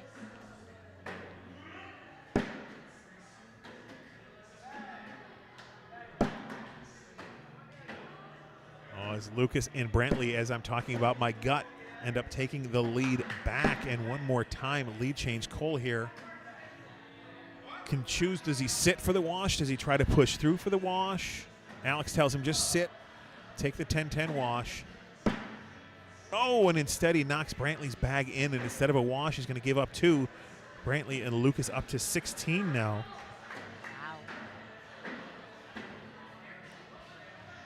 I guess that's the downside. If you don't know one of the players, you kind of, I'm not going to say root. You don't think they're going to be as good because you don't know them. You don't know how they can throw. You have a tendency to underestimate somebody that you've never seen throw before, and this is a prime example watching Brantley in this game that just because you've never seen them doesn't necessarily mean, now it doesn't necessarily mean they're going to throw as good as Brantley did this game. Right. but it doesn't necessarily mean that they will. Lucas with a great little hop cut there over the pile. I don't know. I've played in a couple of opens where I underestimated people. Alex with a great collect. Well, it's so easy, especially when you walk up, and I've had this happen to me more often than I'd like to admit. You walk up, you get called up for a game, you walk up to the board against somebody you don't know who they are, you throw the down and back, and you watch them throw 2 bags off and 1 bag in and the down and back. And you're like, oh, okay, Yes, I should be able to take care of this. This should be easy. And then the game starts, and all of a sudden they put their first 12 bags in the hole. Exactly. I sometimes think that people do that intentionally, but that's all right. I mean, Yeah. because you just wasted all of your off throws. Now I'm gonna throw. Yeah. And Alex I'm probably calling. gonna shoot most of them off the board, but Yeah. I'm still gonna do my best. Oh, against you. absolutely. Alex calling a first bag timeout here. Ooh. Going to walk down, talk to Cole, kind of center themselves, tell each other, hey, we got this. Let's take a breath. They missed their first bag. Let's put one in front. It's exactly what he did there. And then let's make them pay for that first bag miss here. And these guys are now just going to start rolling over each other because that's what Cole does. And you can see in that last bag, that's what Brantley does as well. He's going to do it again here. Oh. Or does he choose to sit? Listen to his partner. He said sit. And he did that. And not only sit behind, but that sits on top, Yes. which makes that bag even harder to get. But Cole is going to have a big step out here. Geron says that was a good timeout. Absolutely. I love a first bag timeout. Ooh. Oh, good little bar of soap bully bag there. Knocks that bag off to the right.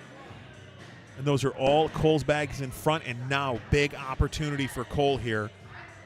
Big opportunity for cleanup and major points. Yes.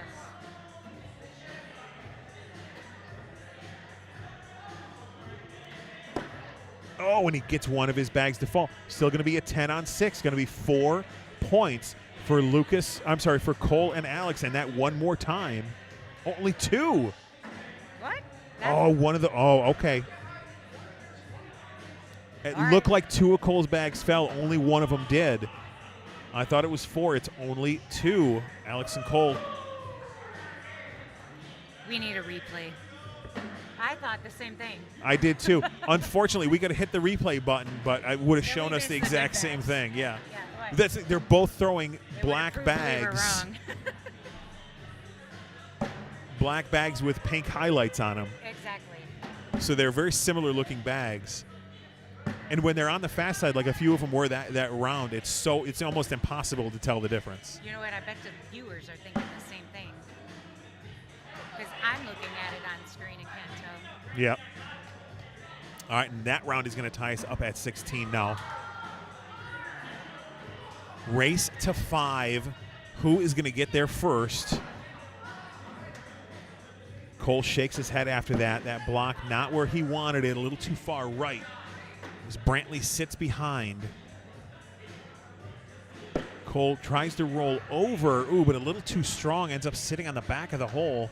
Now Brantley wants to take a timeout. Yeah. I'm liking the strategy out of these two teams. Well, it's very similar the way they play. A lot of block, a lot of roll. If you want to try to go bag for bag, then they're just going to put a block on you. And because they're so good, especially Cole and Alex are so good at rolling, and obviously now learning that Brantley is also very good at rolling. And now look, they were down there talking. Now Yes. they walked away. They don't want the other team to hear them. Wow. Don't want to hear what their strategy They need is. clipboards to put over their mouth. Absolutely. All right, now Brantley's going to walk back down. You can see Lucas telling him exactly what he wants to do. Brantley a little too far right. Not a bad miss. Still on the board.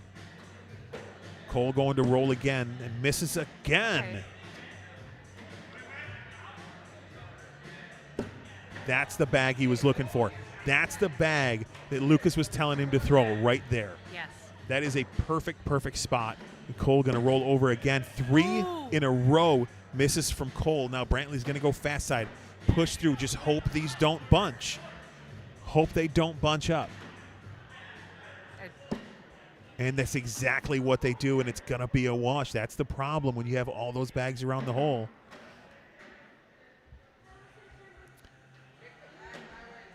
Geron says Brantley has to be careful because the messier the board, the more comfortable Cole is. You're 100%, but I got to tell you, Geron, look at him, first time watching him play, You can't tell me that Brantley is not also super comfortable on a messy board, because look at that round right there. Both of them hit the shots that they hit. They missed a couple of shots, but in the end, both of them looked like they knew exactly what they were doing on that messy board. And now Alex with that bag deep. You got to wonder, tied at 16, how aggressive does Lucas want to get here? Do we see an opportunity for an and one? And will Lucas take it? He's going for the collect here with his third bag, and he gets it. Oh, no, I'm sorry. That was his fourth bag, so there will not be an and one there. But Lucas will take the lead now. 18-16. Okay, boys. Let's go. Just another fantastic game here on board one. All of our doubles games so far have been just like this. It's been so much fun to watch. As Brantley puts up the block, and then Cole misses left. Brantley tries to cut around it. Now he's got two of them hanging in the hole. Cole with the roll. Gets it in, but he knocks Brantley's bag. That bag on the back got brought closer into the hole. Brantley with that left to right cut. What? Or right to left cut, I should say. Now Cole misses that one right. Lucas hops right in, tells him fast side right there on the right side. He hits it, but a little too far right, but not a bad miss, because now Cole has to go in for the wash. And he misses left, and that is going to put Lucas and Brantley up on 20. Alex and Cole now down to their last mistake. You have to be careful here if you're Alex Hawkins.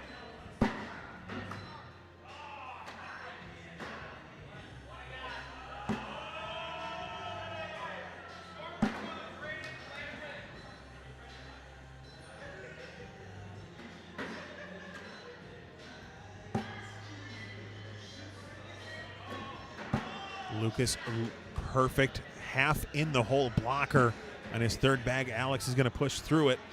Lucas finishes up with a 12. Alex has to be in. And he is. He came in hot. I thought that might hop over the hole, but it caught enough of the back lip to drop in, and now down at the other end.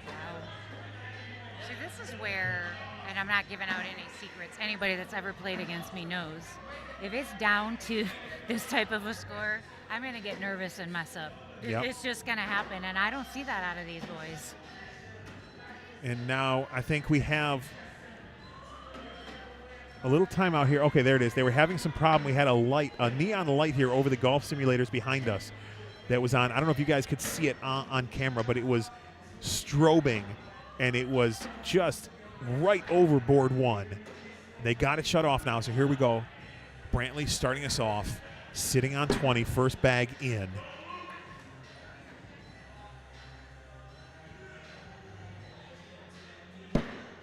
Cole putting up that block. Can Brantley get over it? He's going to sit on top of it. Great bag from Brantley there. Cole rolling off the back. Brantley already with one in. Lucas telling him, just shoot it. Sits behind with his third. He's going to shoot his fourth here. Cole has to have both of these bags in. Goes airmail, hits the backside. Brantley airmail as well, and he hits it, and that is going to do it. What a bag from Brantley Adams to finish it off, barring some sort of miracle here from Cole Franzel. He tried it, though. That was awesome that he gave it a shot. Lucas Piper and Brantley Adams coming in here, taking down Alex Hawkins and Cole Franzel. What a game. Oh, my goodness. Code Red. Donna, thank you for sticking around and calling that one with me. One more time for you guys out there at home. Bar Olympics, April 19th, right here at One Eye Jacks. Go get yourself signed up on Scoreholio. If you get signed up, if you already are signed up, or you get signed up before Monday, there's going to be a whole run of What-A-Bag shirts for one lucky team on April 19th. So make sure you go and get signed up. You know you want one of those. Thank you, Jason, for having me. Absolutely. Thank you for coming in. Thank you for sharing your Bar Olympics with us. And we're going to be back with some more Tier 1 doubles action. Hopefully it keeps up like that, because that was an amazing game. Yes, it was. We'll be back with some more right after this. Stick and stay. We'll be right back with you.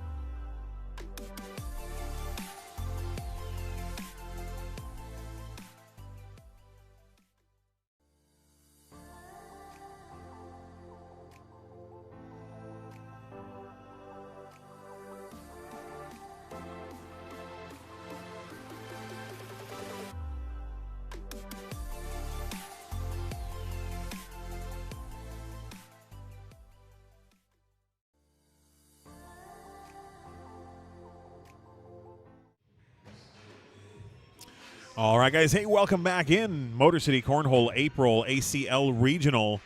My name is Jason with Whatabag Cornhole. Thank you for tuning in as we have another game here on board one. We're down now in the elimination bracket.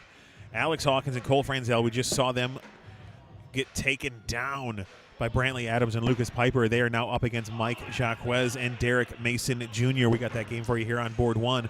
And while they're getting into it, they're just doing their first, I think this is still first round here. We're going to take a look at the bracket itself.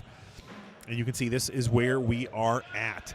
This is, let's see now, this is a loser bracket, elimination bracket, quarterfinal match. These two will go on to play each other in the elimination bracket semifinals. And if we come up here to the winner bracket, you got Steven Ochoa and Zane Croats versus Lucas Piper and Brantley Adams in the King Seat match. And we're going to bring you that one up here soon on board one. Winner of that gets King Seat. Loser comes back down to the elimination bracket finals right here. And we're going to bring you all of these games for the rest of the way here on board one as we get into this one here. Let's get our score zone back up. Tier 1 doubles, Mikey Jacques, Derek Mason Jr. against Alex Hawkins and Cole Franzone. We saw Alex and Cole in the last game, so you know that is Alex there on the left in that gold and black youth cornhole jersey.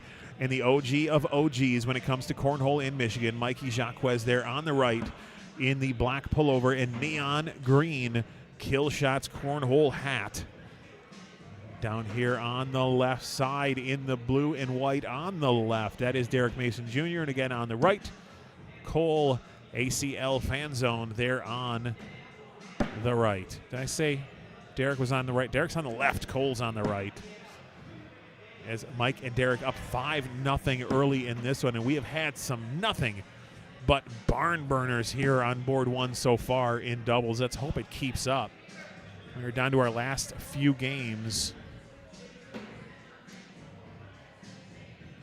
I think we just looked at the bracket, what, 5 or 6 games left here in doubles before we crown ourselves a Tier 1 champion. And I'm going to be honest with you, I hope we crown that champion well after the rain outside stops. It is pouring outside right now, so all of you out of town, and some of you sitting at the beach that you were telling me earlier, good for you guys. You're missing the cold and the rain up here in Michigan.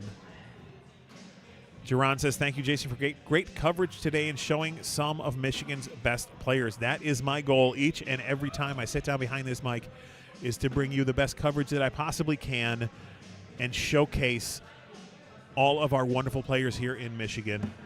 And I've said it before, and I'll say it every single one of these broadcasts. I will continue to say it. I will take the top 10 players here in Michigan, and I'm not talking about in the ACL standings or the top 10.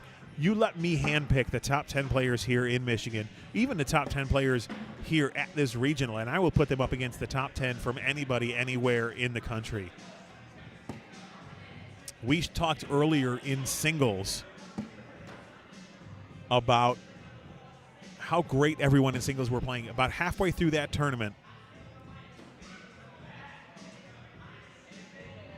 about halfway through Tier 1 singles, Zach brought his computer over to me, and he showed me, and we counted 15, the top 15 players in Tier 1 singles halfway through the tournament were all throwing over a 9 PPR. And I thought that was absolutely wonderful. And you know what? By the end of the tournament, Zach came and showed me again, all 15 of those players finished with over a 9 PPR. That is absolutely insane. Just like this game, all of a sudden, let me get this score up here so we can see it, is getting out of hand early. Is Mikey and Derek up 12-0. Just 6 rounds into this one. Make it 14-0. Alex and Cole, they were in a battle the last game against Lucas and Brantley. That was an absolute dogfight here on board one, and I wonder if it just took a little much out of them and getting called right back up to board one without taking a breath. And it looks like there was even a bag change in between games there for Alex and Cole.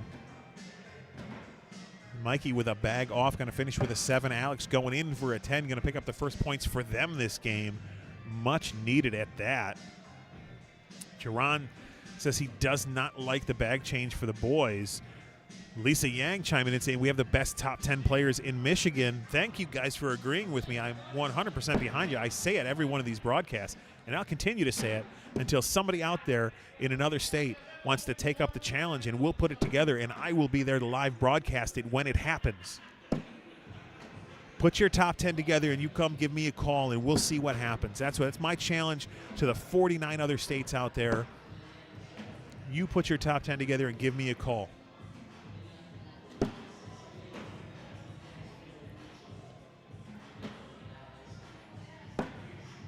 Quick 14-0 lead for Derek and Mike. They steal 14-3 after that 10-10 wash. You know, Derek and Mike want to finish this one quick. You don't want to get into a long battle with these two here. Alex missing that one short and right. When now that one long and left, and Mikey's going to put that one right in Alex's way, right in his lane. Alex is going to cut around it. Mikey's going to sit behind, sitting 5 on 3 on the board right now. Each player, 1 bag left. Ooh, Alex 1 in but 1 off, and Mikey to be a 6 on 5. Not a lot of damage, but still 1 more closer. 15-3. Jerron saying they need to slow this game down. You are not wrong. DJ Rob Yo chiming in, talking about Derek Mason Jr., saying he is a beast and he loves that kid. Well, I can tell you, looking at him throwing here, you are not wrong. Not the first time I've seen him throw, and not the first time I've seen him throw this good either. Him and Mikey in complete control here. Alex and Cole do, I think Jerron is right. They need to slow this game down and play more of their game.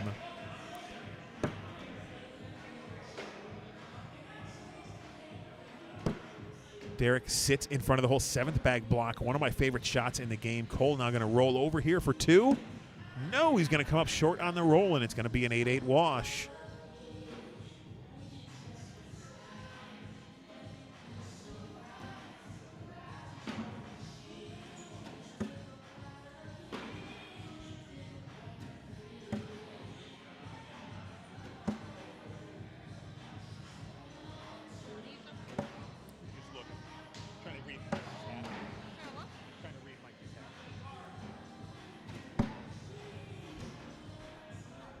Alex sits behind, and then Mikey with the monster airmail. That one to the rafters and back down to clear the hole out, and then Alex is going to clean up what's left.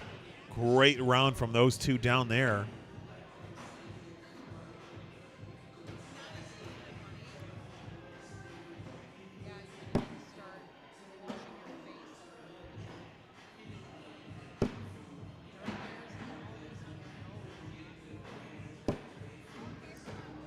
Good bag from Derek, sitting behind Cole. Cole rolls over that one, he hits. He's missed a few rolls here in this game, but he got that one. Derek with a step out, looking to cut around, ends up sitting behind the pile. Cole looking a little cut roll here, and he gets it. Derek stepping out again. This time he is going to go fast side. Ends up sitting behind the pile again. Does Cole want a short airmail and try to drag that one in the front? That's what Alex is calling for down at the other end. Ooh, off the back, 7 on 6. One more for Cole and Alex. Every point matters at this point, down 15-3. Make it 15-4 now after Cole picks up that one. But importantly, giving Alex the first bag, letting him try to dictate how this round goes.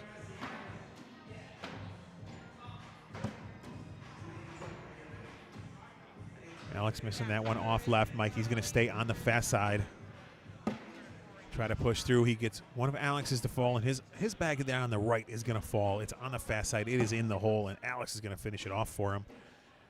Step out from Mike, clogs up everything in front. Good bag from him. How does Alex want to play this? Alex says if I block it, he's not going to miss the airmail. Cole says either sit in front or push through. Let's see if we can get a look at what they're talking about here. As you can see, those bags all clogged up there. Let's see how Alex wants to play it here. He does decide to sit behind it. We all know, everybody in the room knows what Mikey's about to do. To the moon. Ooh. Bounces off the pile, but does get one to fall. So that's going to be one more for Alex and Cole, one at a time. They're going to claw their way back into this one.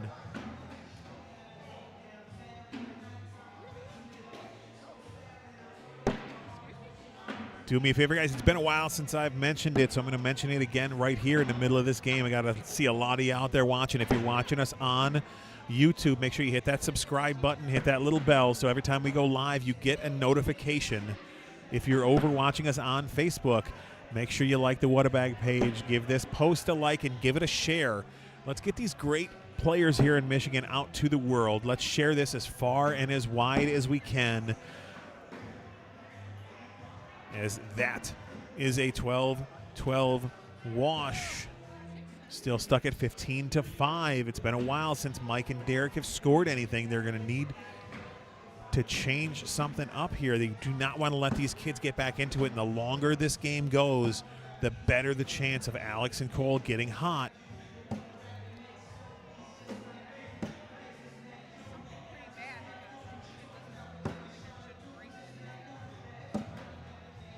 Here an opportunity for Alex to score two more. He is in with his fourth bag. Mikey in with his as well. Two more now, 15-7. You cannot let these kids hang around.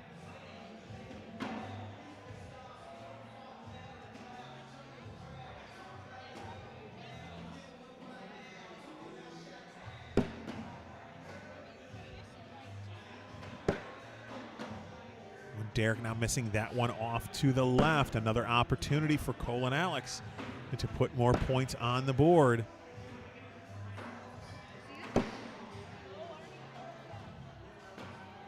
Ooh, Derek now missing two. Cole cuts around it.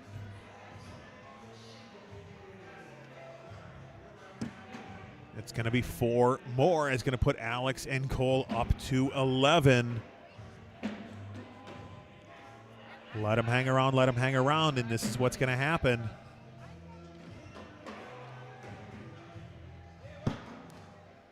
We talked about it earlier in singles. If you guys were watching then, we saw a lot of big leads in singles, and a lot of times when you're watching cornhole, you see a lot of big leads. You see guys get a little complacent when they hit that 18, 19, 20-point mark, and all of a sudden start bleeding points here and there as Mikey hits a big airmail over the pile. And you start to see comebacks. We didn't see any at all in singles. No big comebacks in singles.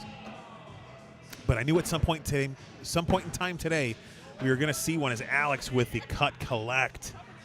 And this is shaping up to be the one here as Mikey with a block replace. Man, just textbook cornhole shots here all game long as Alex, fourth bag in, doesn't get the collect, but Mikey does go in with his fourth and gets that first bag back for his partner.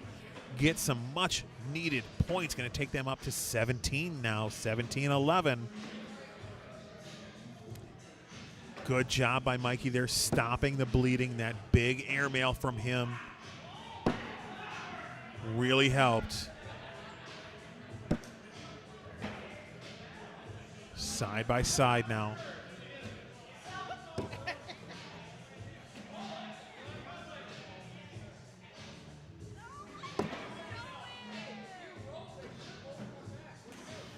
Alex told Cole, if you roll that from right to left, you should be able to get it, and that's exactly what happened. That's a great call from Alex. That's why a partner down at the other end is so huge. Oh, no, and then Derek missing that one off the back. This could be a 7-point round and a lead change if Cole can hit this shot. Oh, he hangs it on the back of the hole. It is still going to be 5 but now it's just a 1-point game. Wow, what a comeback from Alex and Cole.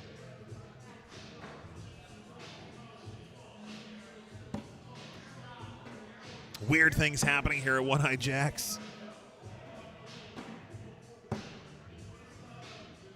Oh, good bag from Mike to get around that and leave his blocker still in place.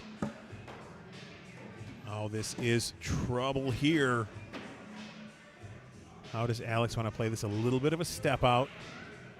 Talking to Cole, trying to figure out how he wants to play it. And he's going to take a timeout. He wants to go down and take a look at it. And let's take a look at it as well. No, wrong way. Let's go down. Take a zoom in and see what they're looking at down here. You can see Mikey's bag's bunched up at the front. Alex's bag's bunched up there on the back left. Rolling bag's big surprise, calling for a roll here. I don't know if you're going to get the roll collect. And that bag from Mikey is sitting on the fast side. I don't know if you're going to take that with him. Jerron agrees, though, looking for a roll here from Alex. He decides to plow through it instead, knocks in Mikey's, bunches his up. Now Mikey can go on for 2 and put him on 19, or look at that back right corner, and that's what he wants to look at now. Mikey wants to go down and look at that back right corner.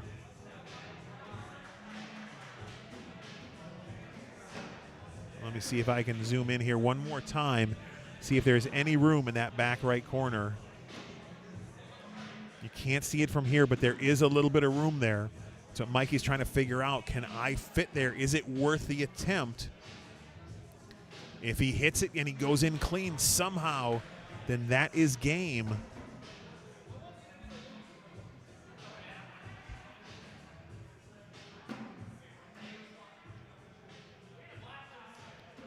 No, and Mike decides to play it safe. Take his 2, get up to 19, get the bags back down to Derek, and see what he can do against Cole down here on the left side. Absolutely 100% Mike wants this game over. I just don't think there was as much room back there as he wanted, as he felt comfortable with.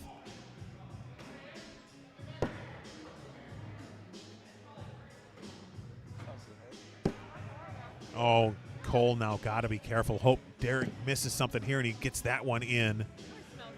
1 bag away. Cole, big step out. He's got a lot of work to do to get those bags in the hole. There's one of them, and he moves that one closer. Derek in. Cole has to collect here. Both of these bags need to be in the hole. Ooh, and that is going to do it. 2 games in a row. We see Alex and Cole go down, this time to Mike and Derek. What a great game. Big lead, big comeback, big drama. And when it comes to cornhole drama, all you're going to see from us here at What-A-Bag is on the boards, and that is it. Unlike other people in town, we like to keep all of our drama on the boards, and that was about as dramatic as you're going to get here on Court 1. We're going to have the game for you right after this, so stick and stay. We'll be right back with you.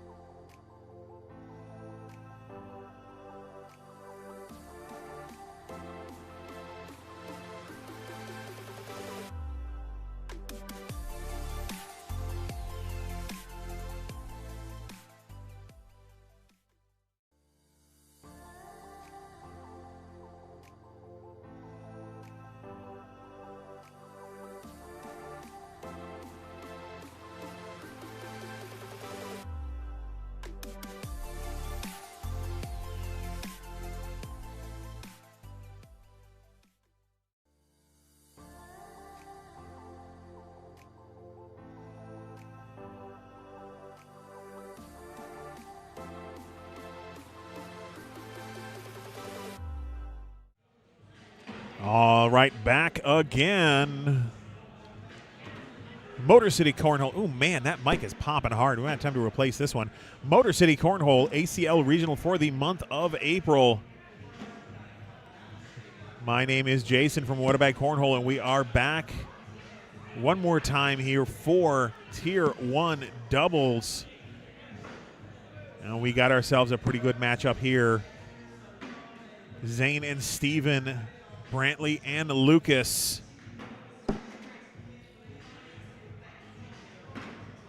Good question, John. Who does the chat have taken this thing down? The whole thing? That is a good question. You know, I was going to say earlier, Jace and Jack, but then we watched them go down to the elimination bracket. They're still playing in the elimination bracket. They're over on board 2 right now. And then, of course, you got Lucas and Brantley against Steven. And Zane here. And if you want to know, let's take a look while these guys are, it's early in this game. So let's take a look at the bracket and kind of see where we're at. And you guys can make your pick who you think is going to win. Because this is your winner bracket finals right here. Zane and Steven versus Lucas and Brantley. Winner of this is going to go on to the king seat. Okay, so one of the winner of this game is going to be a strong favorite in the end. But if we come down here to the elimination bracket, board 2, Mike and Derek, we just saw them win against Alex and Cole, and they are now playing on board 2 against Jack and Jace. So winner of this goes on to play the loser of the game we're going to watch right now. And those are your final 4 teams. So you guys tell me out there, who do you think is going to take it down? If I had to guess, you know who I want to see, and it's less about who I think can do it, more who I want to see win it is as much fun as Lucas is having with Brantley, and as much fun as he's having coaching Brantley and talking to Brantley and just getting him hyped up for this game. That's who I want to see win. I would love to see Lucas and Brantley take this one down. And right now, tied at 3. Brantley's day not getting any easier now. He's got Zane next to him. Played against Cole last game.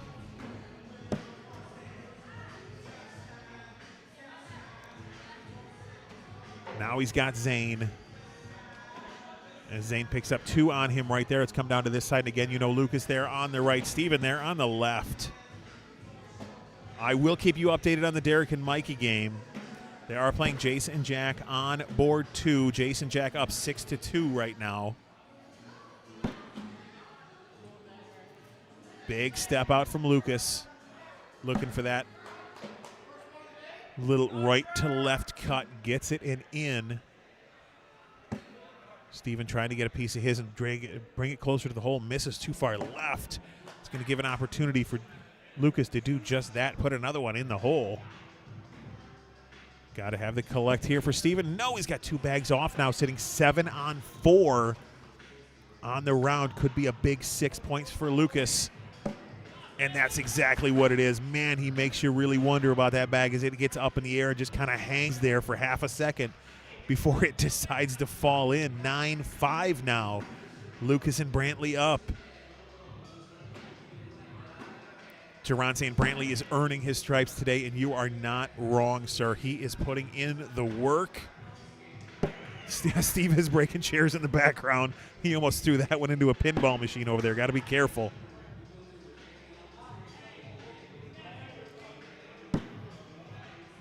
All right, Lucas is calling for a timeout here as Zane put that one right in front of the hole. Right in Brantley's path.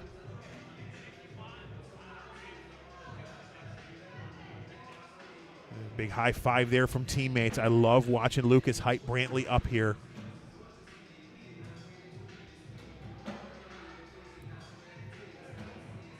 See what he does with it. Big roll bag over the pile from Brantley. What a bag from that kid. Zane tries to do the same but cannot get enough on it to get it all the way over. Can Brantley roll again? No, he's going up airmail and he hits it. What a bag under pressure from that kid. Holy, who invited this kid down here? sitting 10-on-3 on the board in the king seat match. Zane with a big step out. Rolls over the pile. That's going to be a 10-on-4. 6 more for Lucas in Brantley.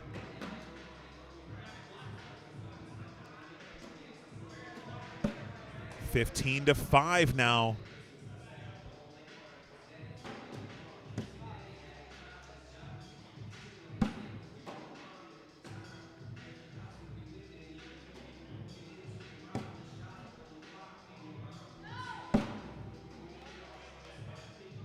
Lucas looks like it looks like his job. All he's got to do is just get the bags back to Brantley, let him do the work. That looks like what Lucas is doing right here, and he does. Gets that 4th bag in. Going to pick up at least 2 here, see what Steven can do with his last bag. And that's going to be 17-5. Lucas and Brantley up now. And I think Lucas is having more fun when Brantley has the bags, cheering him on and talking to him as a partner and showing him what to do than he's actually throwing the bags. I think Lucas might be the next great youth cornhole director. Jerron, if you're out there, I know you're out there watching, paying attention, sign this kid up because he is good down there talking to Brantley, telling him what to do, showing him how to do it. This match is for the king seat, Lisa, yes. Winner of this goes on to sit in the king seat. And after this, win or lose, no matter what happens, we really need to put a highlight on Brantley for this game, for this week, for this this whole regional. I mean, he is out here just slinging them with shots like that.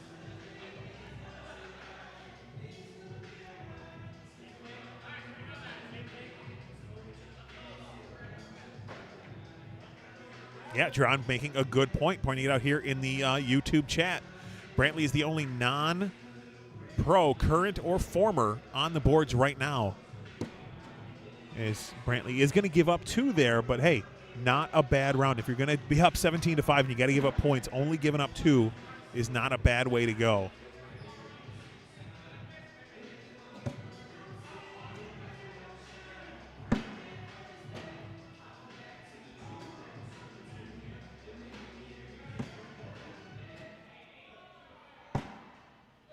Oh, good replacement there from Lucas.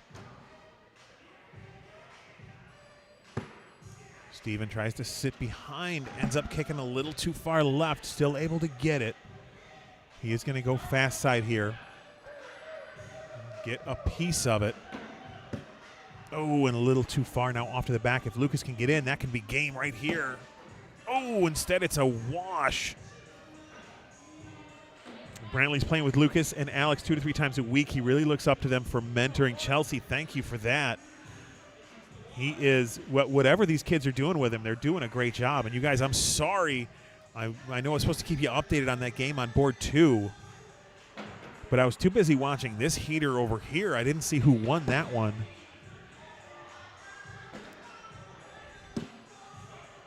But let's take a quick look. I will take a quick look for you and see how that one ended. That ended, Jack and Jace ended up winning that one over on board 2.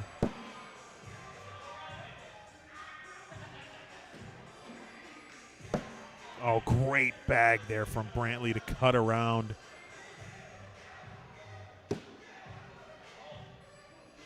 Now roll bag here for 2 to put him on 19. Ooh, comes up a little short. But that's, oh, I'm sorry, that would have been a wash. I think that is, yeah, that's 2 for Zane. That would have put him into a wash. I was looking at the score, not paying attention to the game. But Joe says he's feeling a comeback brewing here. Little Steve and Zane magic, maybe? As Lucas is going to force the situation. You're going to put that blocker up.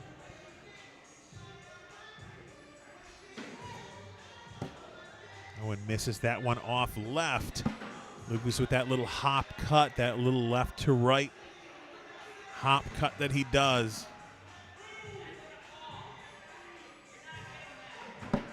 Steven now 2 bags off left. If Lucas can collect, he moved it closer. If he can put that in with his last bag, that is going to do it. And then Lucas and Brantley will be sitting king seat. He has to make the shot, though. Now he just needs one of them in. Doesn't matter which one. Could be both. There it is. That is game. Lucas Piper, Brantley Adams going on to sit in the king seat. Oh, my goodness. Who had that on their bingo card today? I know I sure didn't. But it's great to see. Now we're going to send Zane and Steven down into the elimination bracket. As we pull the bracket up here, they are going to be heading down to the elimination bracket finals right now to play Steven and Zane are heading down to play Jack and Jace, and that is going to be your elimination bracket finals. Winner of that is going to go on to play Lucas and Brantley up in the finals. They are sitting king seat. So Steven and Zane, Jack and Jace coming up right after this. Stick and stay for the elimination bracket finals.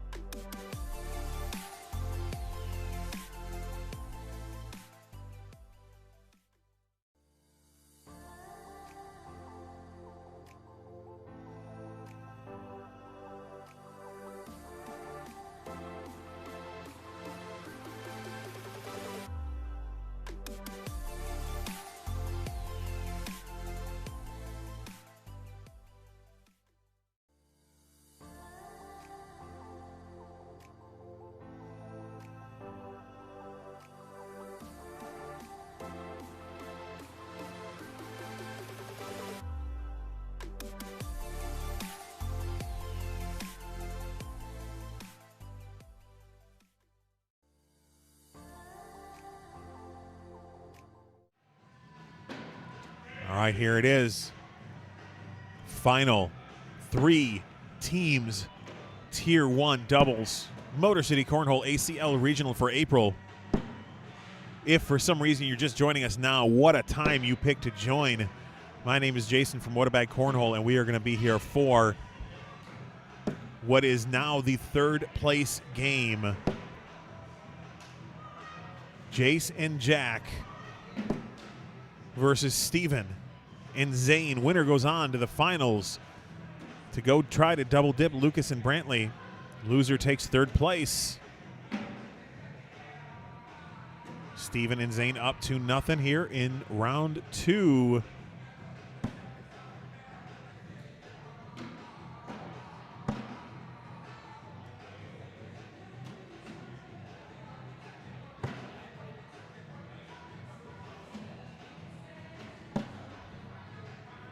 Duran calling it Jason Jack 21-18. You're right, everybody on the board is familiar with each other. You guys have all played with and against each other a lot. They know the strengths, they know the weaknesses of each other. Let's see how they use it. This great bag there from Steven to finish off, collect everything, and leave that bag there on the left side. I don't think it's early, but I don't think Jack wants to get too aggressive going after it. He's just going to go in, give up 2, move on to the next round.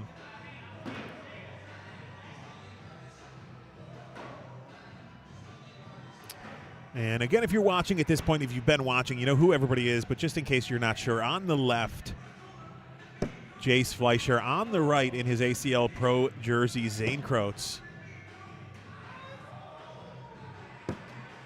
Both players rolling right over that blocker, making it look easy. Zane left that one a little too far left. He's going to have a big step out here to try to collect both of those.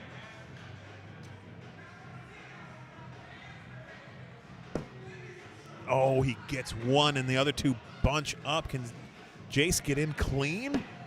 No, he's going to leave it a little short. Still going to pick up 2 more, though. Or, I'm sorry, his first 2 of the game. Duran saying Jack should dirty up the board against Steven.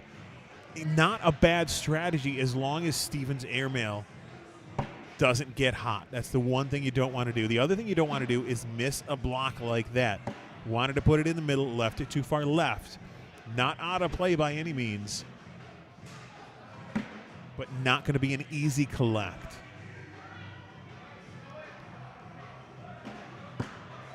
And now Steven just clogging up that hole that Jack left in the middle. You see him reaching over, telling him, come on, kid, come on. Show me what you got. Big step out from Jack, going fast side, ends up kicking his own bag out of the hole, does get one to fall, but takes that other one out of play. No, John, you can't make unforced errors, but that's the same in every sport, right? How many times have you played any sport and you didn't get beat by your opponent, you got beat by yourself? As Jack lays up there with his last bag, going to force Steven into an airmail here. Try to come in a little low. Ooh, gets one, and one of Jack's going to end up with a wash. And you see unforced errors on both sides there lead to nobody getting points.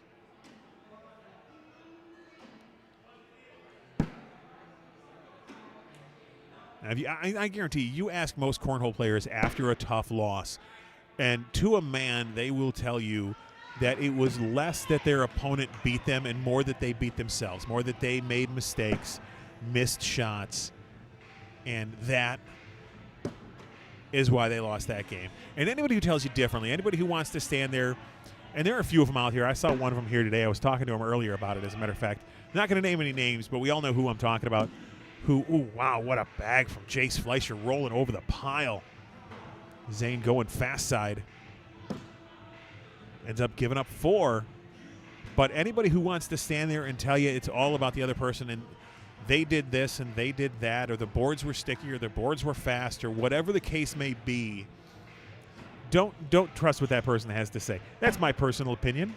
You might think differently, but this game is a very, even though in doubles you're playing with a teammate and always you're playing against somebody else, I look at cornhole more like I look at golf, where you're playing against yourself. That's who your true opponent is.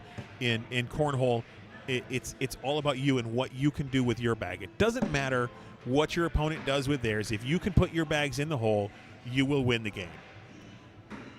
And that's why you see these young kids developing these hop cuts and the rolls and the airmails and being able to hit all these different shots, because they know it doesn't matter then. Once you get all those shots down, it doesn't matter what your opponent does. You can win the game.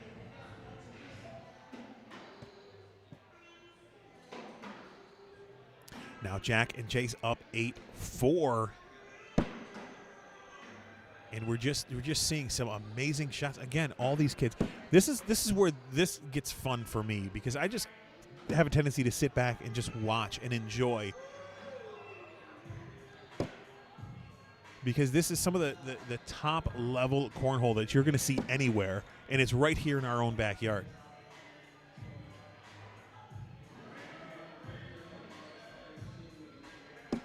Zane with a rollover sitting on top. Jace trying to decide, what does he want to do? Jack's taking a look at it, telling him what to do. All right. Jace is going to take a timeout. I would try to zoom in. Let's see if they get out of the way. Let's see if I can see the hole here. Yeah, it looks like, I think if he takes a little bit of a step out, comes right up that right side. He may even be able to pop Zane's bag out of there. Let's see what he wants to do.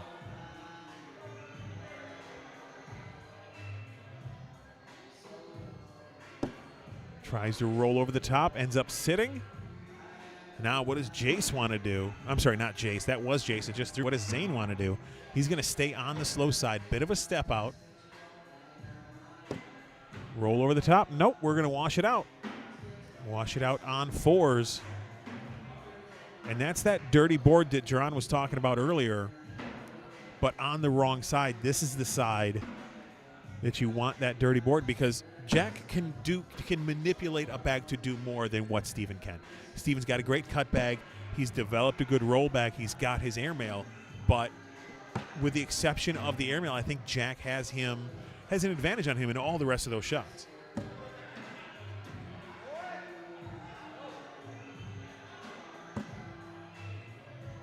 Good wraparound shot there from Jack, leaving that bag in front for Steven to look at. And he sits behind it.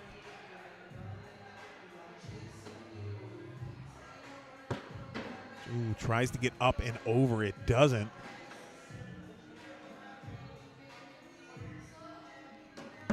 Steven tries as well. Not going to happen. That's an 8-8 wash.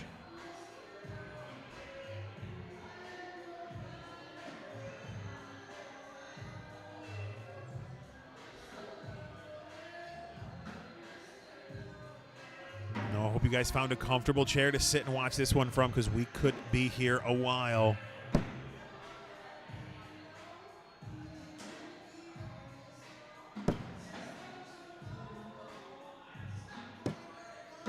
Great bag from Jace Fleischer up and over that block from Zane. And now Zane pushes that one out left.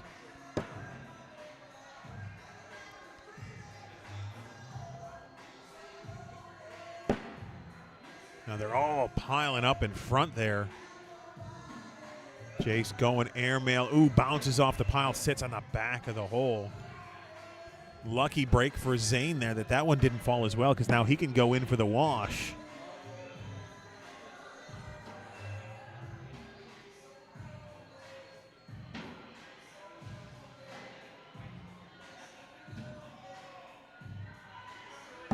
Yep, Jerron on the YouTube chat says the longer the game goes, the more it favors the youth cornhole kids. And I mean, we saw it last game, right? We saw them.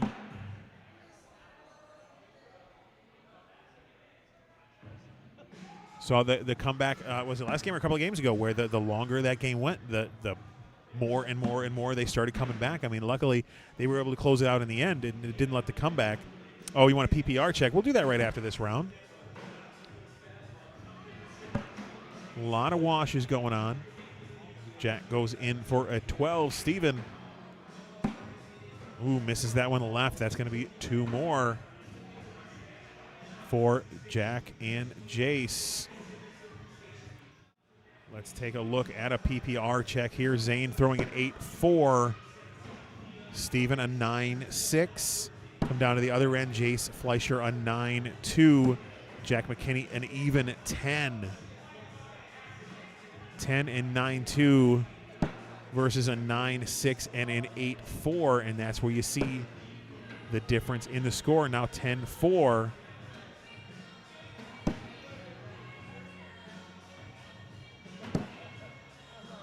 Jace leaving that one long. Opportunity here for Zane to get some much needed points. He hits it. There we go.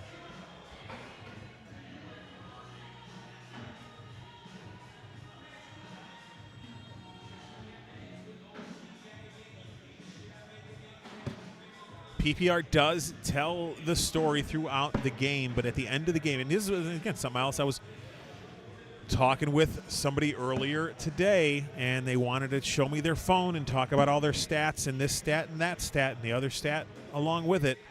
And the one thing I looked at him, I told him, yeah, but the only stat that matters at the end of the day, did you win the game or not? I don't care what your PPR is. Your PPR could be 11-6-7 or 11-8, like we saw with Autumn Bushman earlier when she won a singles match against Steven. Your PPR could be a 10, like we just saw Jack throwing. It doesn't matter what it is. At the end of the game, did you win or not? To me, that's the only stat that matters. Throughout a game, it's interesting to look, see what the PPRs are. Absolutely, I love doing it. But the only statistic that matters is what's in the win column. And right here, Steven and Zane getting up 4 points in a row, or picking up 4 points in a row, trying to bring this one back within reach, now only within 2 of them. Zane has gotten himself onto a heater here the last couple of rounds, just pouring bags in the hole. A little bit of a step out here, trying to get in clean. Don't want to help Jace out, make him go get that one himself. Ooh, he does help him out, though.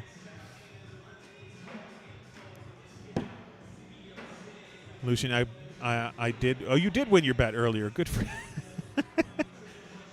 Good for you. Who was on the other side of that bet, or were you just betting with yourself there? I don't remember, Lucian, if I'm being honest. Steven, a little head shake on that one. I don't think he wanted a blocker there. I think he wanted to put that one in. Jack going to sit on top of it. Steven pushing through, leaving it there on the right side. Jack's going to sit behind him again. Steven, great little left to right cut there to get around that pile. Justin Smith chiming in from Facebook saying, let's go, Ochoa. And Steven get that bag on the right to fall. Ooh, he hits the airmail but does not get the drag. Jack now looking to go in clean here. And he does just that, 10-10 wash. Oh, with Aaron. Good call, Lucian, good call.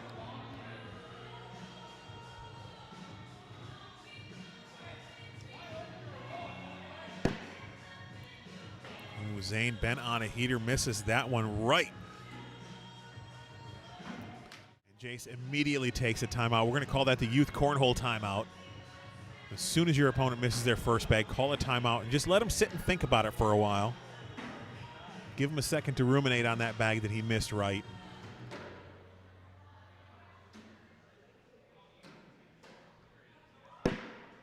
Zane and Steven on a 4-0 run the last few rounds.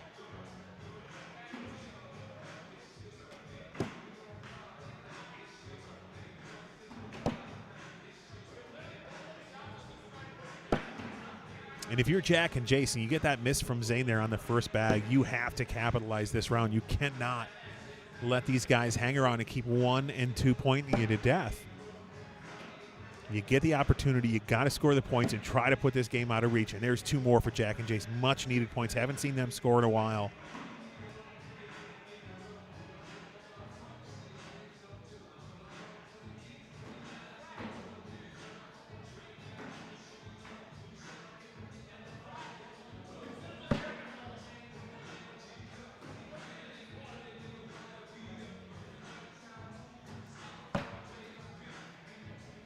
Great cutback from Steven around that blocker.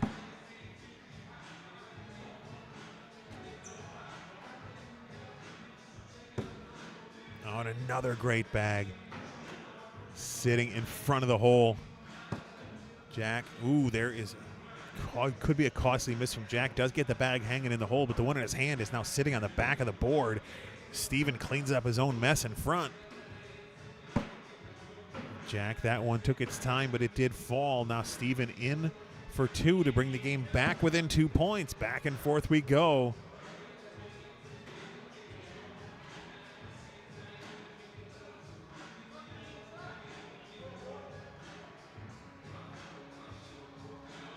You can't give them life, but they keep doing it. Zane again, first bag right, same spot we saw him miss last time he had the bags in his hand. Jay scored 2 that round. Looking to do the same here, maybe even score a few more, trying to put that block up there, but Zane's going to roll right over it. Daniela chiming in the chat, watching over on Facebook. Thought we might see you today. It's okay, Zane finishes with a solid 10. Jace in for the 12, going to pick up 2 more. If it keeps going like this, this works in Jack and Jace's favor, going back and forth.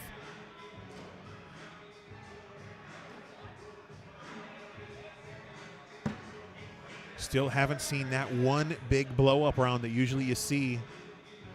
It's all been just bits and pieces here, back and forth. No huge mistakes, just a lot of little mistakes adding up to 14-10 at this point.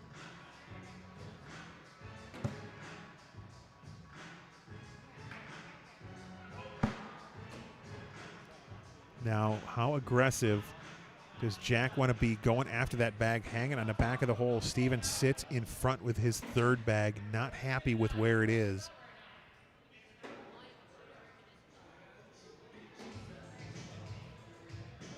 Let's see how he wants to attack this here. Goes airmail, gets in clean though, so Steven here can collect.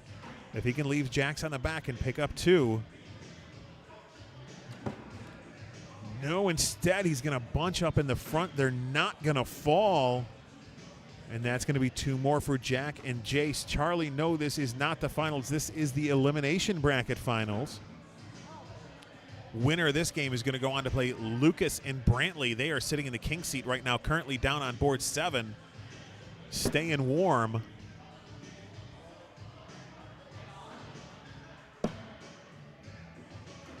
Zane, another 3 rounds in a row, first bag miss. This one off to the left side. I think he was thinking too much about his first bag misses to the right. Overcorrected, pulled it to the left. Meanwhile, Jace just keeps pouring bags in the hole, and that's going to be 4 for Jace, putting him and Jack up on 20. Steven and Zane down to their last mistake. They cannot afford anything else. Jack and Jace 1 point away from heading up to the finals.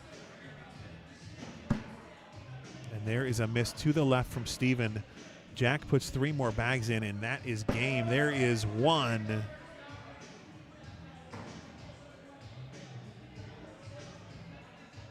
Yep, Steven is going to have to put a block up here and hope Jack misses.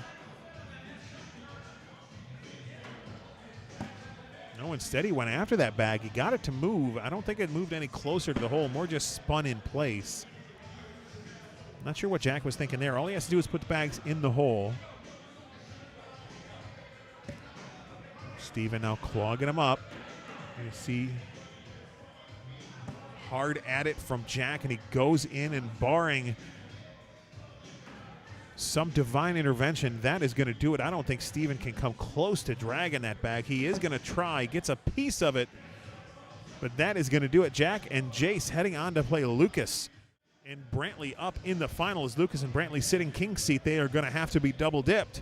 And we're going to bring you that game right after this. Stick and stay. We'll be right back with you.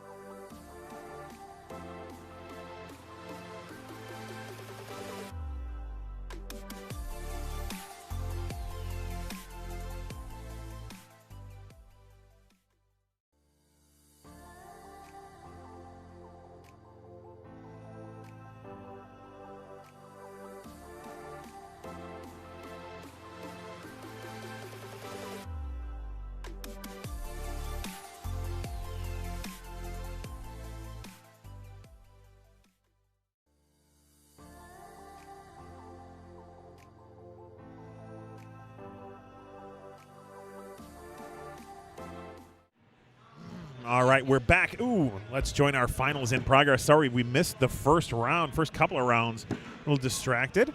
That's okay, though. We're here now, and we are going to finish this one out as we have Jack and Jace playing Lucas and Brantley here in the finals. Lucas and Brantley sitting king seat, down 2-0 early in this one. And make that 2-2 now as Lucas hits the shot to score some points. And Jerron over in the YouTube chat saying it's an all-youth cornhole final. Lucas is youth cornhole coach yet. He just doesn't know it. And look at how he is coaching up Brantley here. You guys might want to sign him to a long-term deal. Lock him in now before anybody else does. Brantley with a good cut-around bag. Jack stepping out, going in. Can Brantley cut around it again? Ooh, he sits in front. Not a bad bag right there. If he can't go in, that's where you want to put it. Jack tries to roll over. Misses. Brantley looks down for some advice. Lucas tells him to roll it. And here it is. Ooh, comes up a little short. But again, if you're going to miss, that's not a bad miss. We just saw Jack miss one roll. Gets the second one, though. Two more back and forth. Two at a time we go.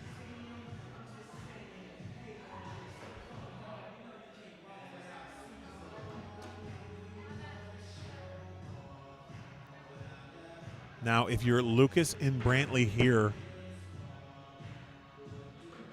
you got to be careful. You don't want to necessarily take too much time to try to put these guys down, because the longer you let guys like Jack and Jace hang around, the more they're going to do things like that and put points on the board. So if Lucas and Brantley want to take home the championship, they're going to have to score points in bunches and get up quick.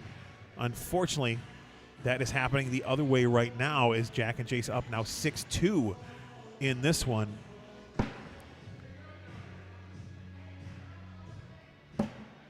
Brantley, another good left to right cutbag around that block from Jack. Now he's going to sit behind. Smart play from Brantley. I think he wanted it a little more in the middle, but it's not a bad spot to be in. As Jack goes up, knocks one in, but it's off the back with the bag he threw. Now Brantley's got a lane. Ooh, but he came in a little too hot. Now both players with a bag off. No harm, no foul. But missed opportunity, and now another one here. If Brantley can go in, this is 3. It'll bring him within 1. Oh, and he's off the back as well. 6 on 4. It is going to be, oh, nope.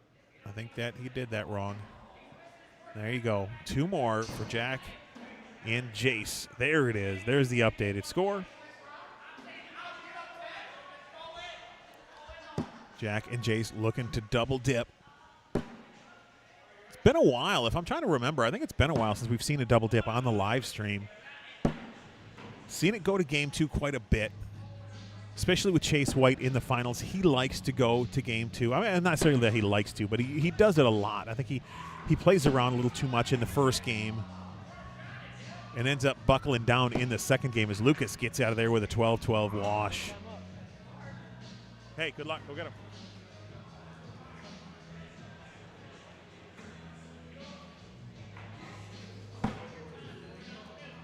We haven't seen a double dip in a while here on the live stream. Not that I'm rooting for one here, but I think this might be the best chance of us having one in quite a while. Good bag from Brantley. Knocked that bag a little closer. Jack's not going to make it easy for him. Ooh, and that one off the back for Brantley. A little too much on it.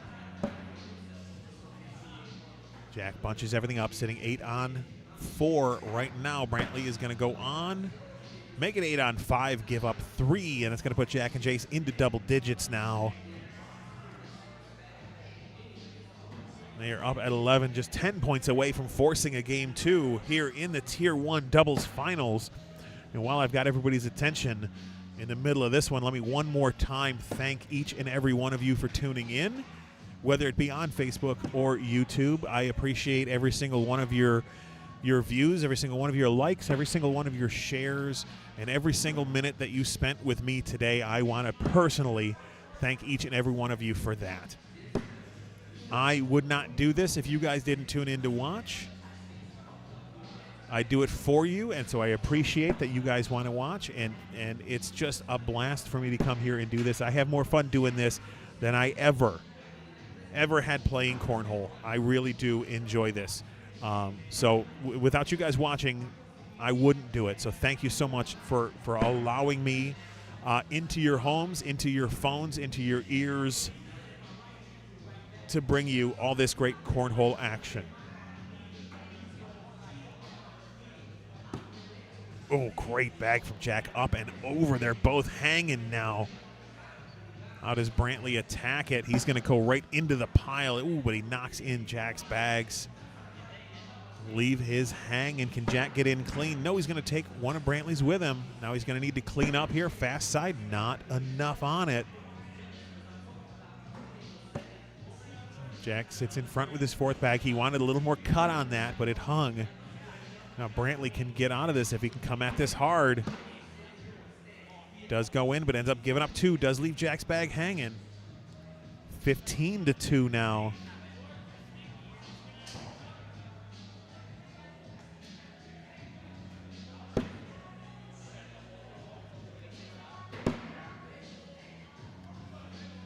Ooh, Lucas with a miss off to the right, and Jace is going to follow him.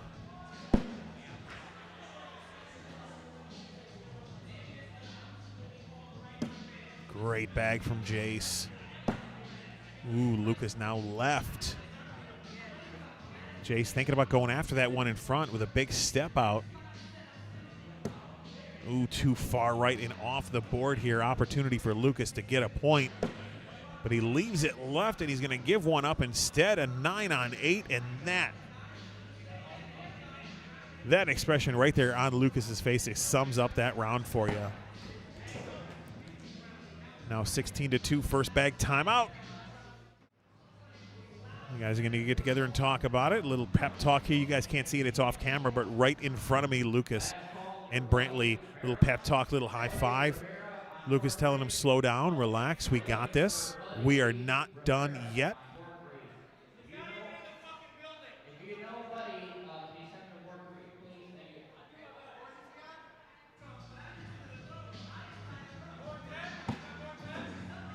Not where Brantley wanted it, but not a terrible miss.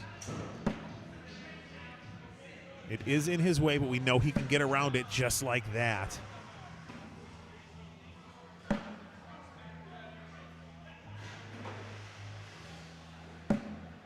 Great bag from him to clean up the front there. Fourth bag for Jack is in. Can Brantley match? Yes. You see him pump his fist as he's walking away, jacked up. Yeah, I didn't score any points there, but sometimes in this game, a wash is a win. And that's where people get too obsessed in this game, where I got to score, I got to score, I got to score every round. Sometimes, man, you just get down there, you reset yourself, you get a wash, you move on to the next round. And that was a good round for Brantley. Now let's see if Lucas can make it pay off down at the other end as Jace just rolling over blockers left and right here. Lucas, you have two of them up there now. Can Jace do it again? Up and over, but it doesn't fall. Lucas will clean everything up. What a great collect bag from Lucas there. Jace in for 12. Lucas to follow. Back-to-back washes.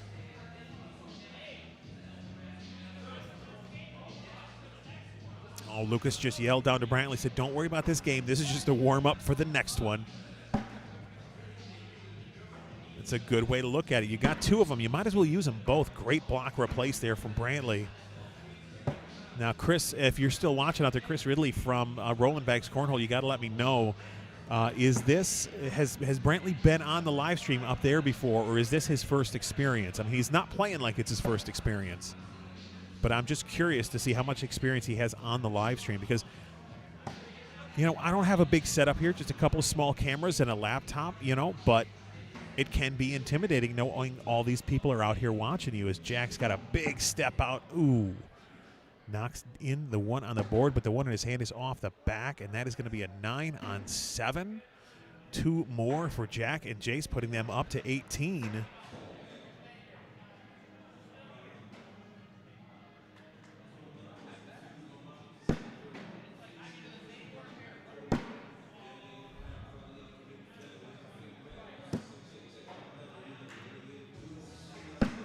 Ooh, Lucas rolls over everything but too far. Now it's sitting on the back of the hole.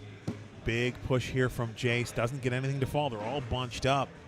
Are they too bunched up to fall? Lucas rolls on top. I think one of Jace's fell. He rolls on top, clogs everything up. I'm not sure. I think one of Jace's fell.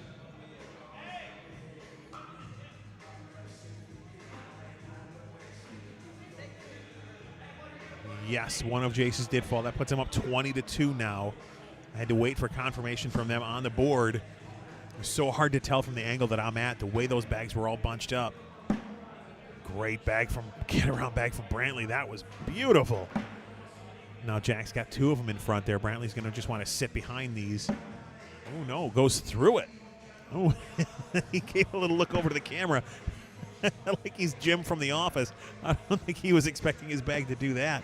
That one cut a little too far right on him. Jack with a good cleanup there of one of his two bags. Can Brantley get in clean here to stay alive in game one? No, that's going to do it for game one. We are going to go now into game two. Jack and Jace looking for the double dip. Lucas and Brantley trying to finish this one off.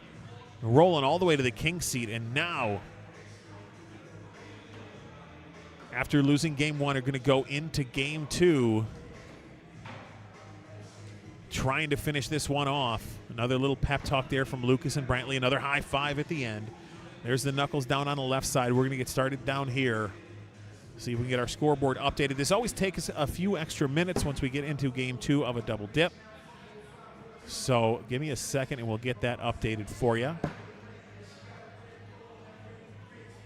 Meanwhile, it all comes down to this sudden death cornhole. First to 21 is your Tier 1 doubles champion. Man, how lucky are we? We saw singles go to a game two in the finals. Now we're looking at doubles going to game two in the finals. This is overtime cornhole at its best, with four of the best young players in the state right here. Lucas, smart move not throwing that bag because his was gonna fall if he did. Meanwhile, it is, oh, here we go. We got our scoreboard back. 2-0, Jack and Jace. Ooh. Brantley, I think, Geron, you're right, needs to slow himself down. He threw that one. I think he rushed that first bag a little bit off the left rail and on the ground.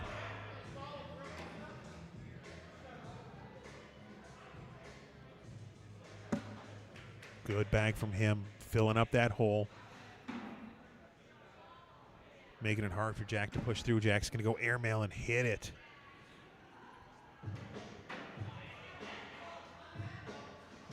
Brantley thinking roll here. Up and over, but too far now. Rolled right over the hole, sitting on the back. Do we see an and one here from Jack? No, he's going to go hard push. Ooh. I don't think he wanted that. It was supposed to be a fast side push. That fast side rolled on him, sitting 8-2 right now. And it's what's going to finish 8-2. Brantley with a couple of bags on the floor. That is going to be a big 8-0 lead just a couple of rounds in here.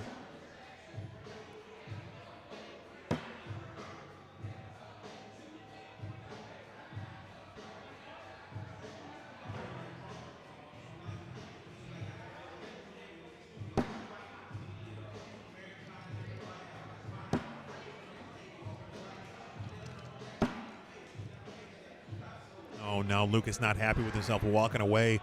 One bag left, one bag right. Big step out on the fast side, trying to collect that one on the left. Oh, and he does get it. What a bag from him. Jason, hands in the air, confused how he missed that last one, but he did. And now Lucas can get in for a wash. What looked like almost guaranteed points for Jace Fleischer in that round. Lucas turned it around and got out of there with a wash, and boy, did he need it, down 8-0 here, heading into round 4. And there is another opportunity. First bag timeout.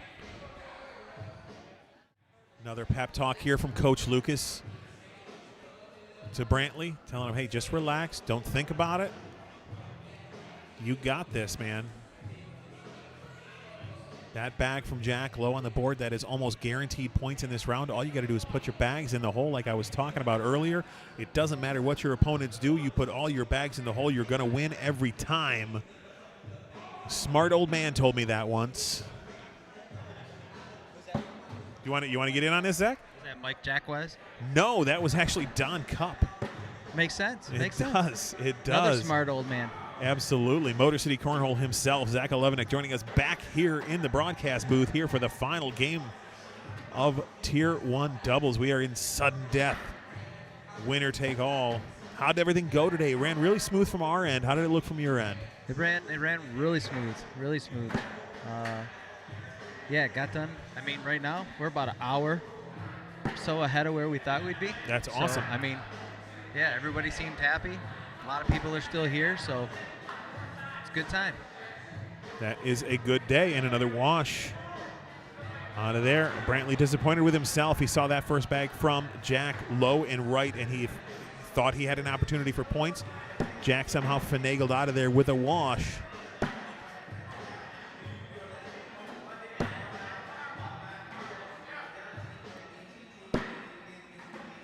Ooh, now Lucas leaving that one off to the right. Up and over. What a bag from Lucas Piper.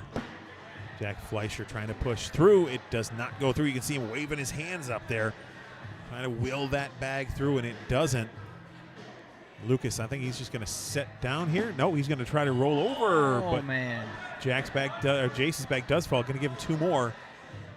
First to double digits again are Jason Jack, 2 games in a row. Yeah, they ran that first game pretty fast. Yes. And I wonder, and again, I was talking in the chat here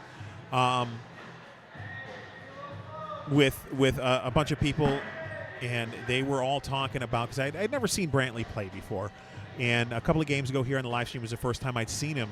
And, it's always a pleasant surprise when you get somebody you've never seen before and they come out and they just put on a show for you, and that's what Brantley's been doing all day. Oh, my. Jack. Oh, sorry. Sorry to interrupt. Oh, my. What a bag from Jack. And then Brantley looking to clean some of it up. He gets one, but not enough. That's going to be 6 more. John chiming in, going Pro Z forever. Can't argue with that. I still got my first set of Pro Z bags. Ages. But it's always great to see somebody you've never seen before come in and, like I said, put on a show like Brantley has all day. But my question, Absolutely. and because I don't know him, I don't know how many deep runs in a tournament like this he's made, and I just wonder if is it the pressure of the finals because he hasn't been the same player now as he was earlier in the tournament, or is it just how long he's been playing all day and he's now just running out of gas? That's always the question at this point in the tournament. Is it the pressure, or am I just out of gas, or some combination of both?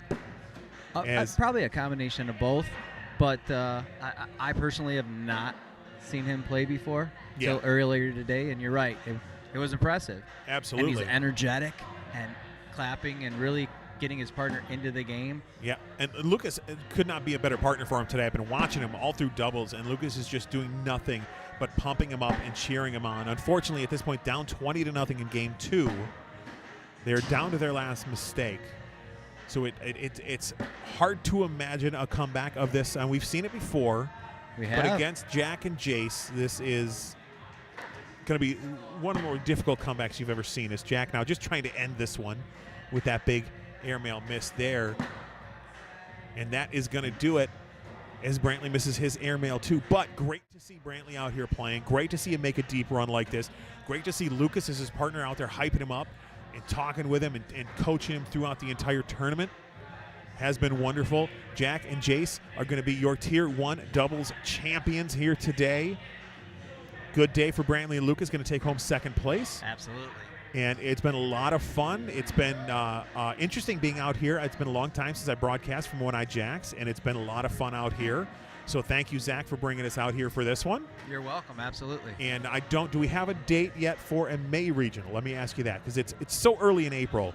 Sure. Yeah. No, I don't. I'll get on it soon. I wanted to get this one in. I have a lot of vacations, and we have minor league team stuff going on. Yeah, and it's so- getting into springtime, and it's busy Yep. time for cornhole. Everything is going to start to pick up. So, But yeah, no, I'll get with my venues as soon as I'm back, and yeah, we'll get another one going pretty quickly. all right, well, as soon as we have that date, we're going to get it out to you guys.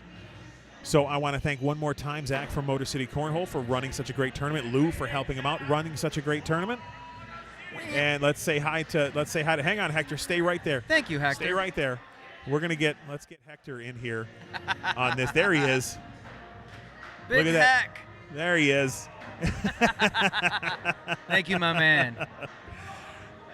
And as soon as we have that info about a date for May, we'll let you guys know, and we will be right here on the What a Bag page, both on YouTube and Facebook, bringing you a more live cornhole action. And who knows, we might pop on another live somewhere here and there between now and then. But if not, we will see you next time. Zach, thanks for having us. Thank you to One-Eyed Jacks for Thank having you. us out here. Thanks to everybody that helped bring this live stream to you guys. Thank you to our friends over at Uncensored Cornhole for sponsoring our replay once again. Of course, our friends out at Yo's Cornhole as well. Couldn't do it without any of you guys, and I couldn't do it without any of you guys at home watching, because if you weren't there watching, I'd just be sitting here talking to myself, which I do enough of on a regular basis. I don't need to sit here and do it all day, too. So thank all you guys for watching. We'll see you next month. Have a great one.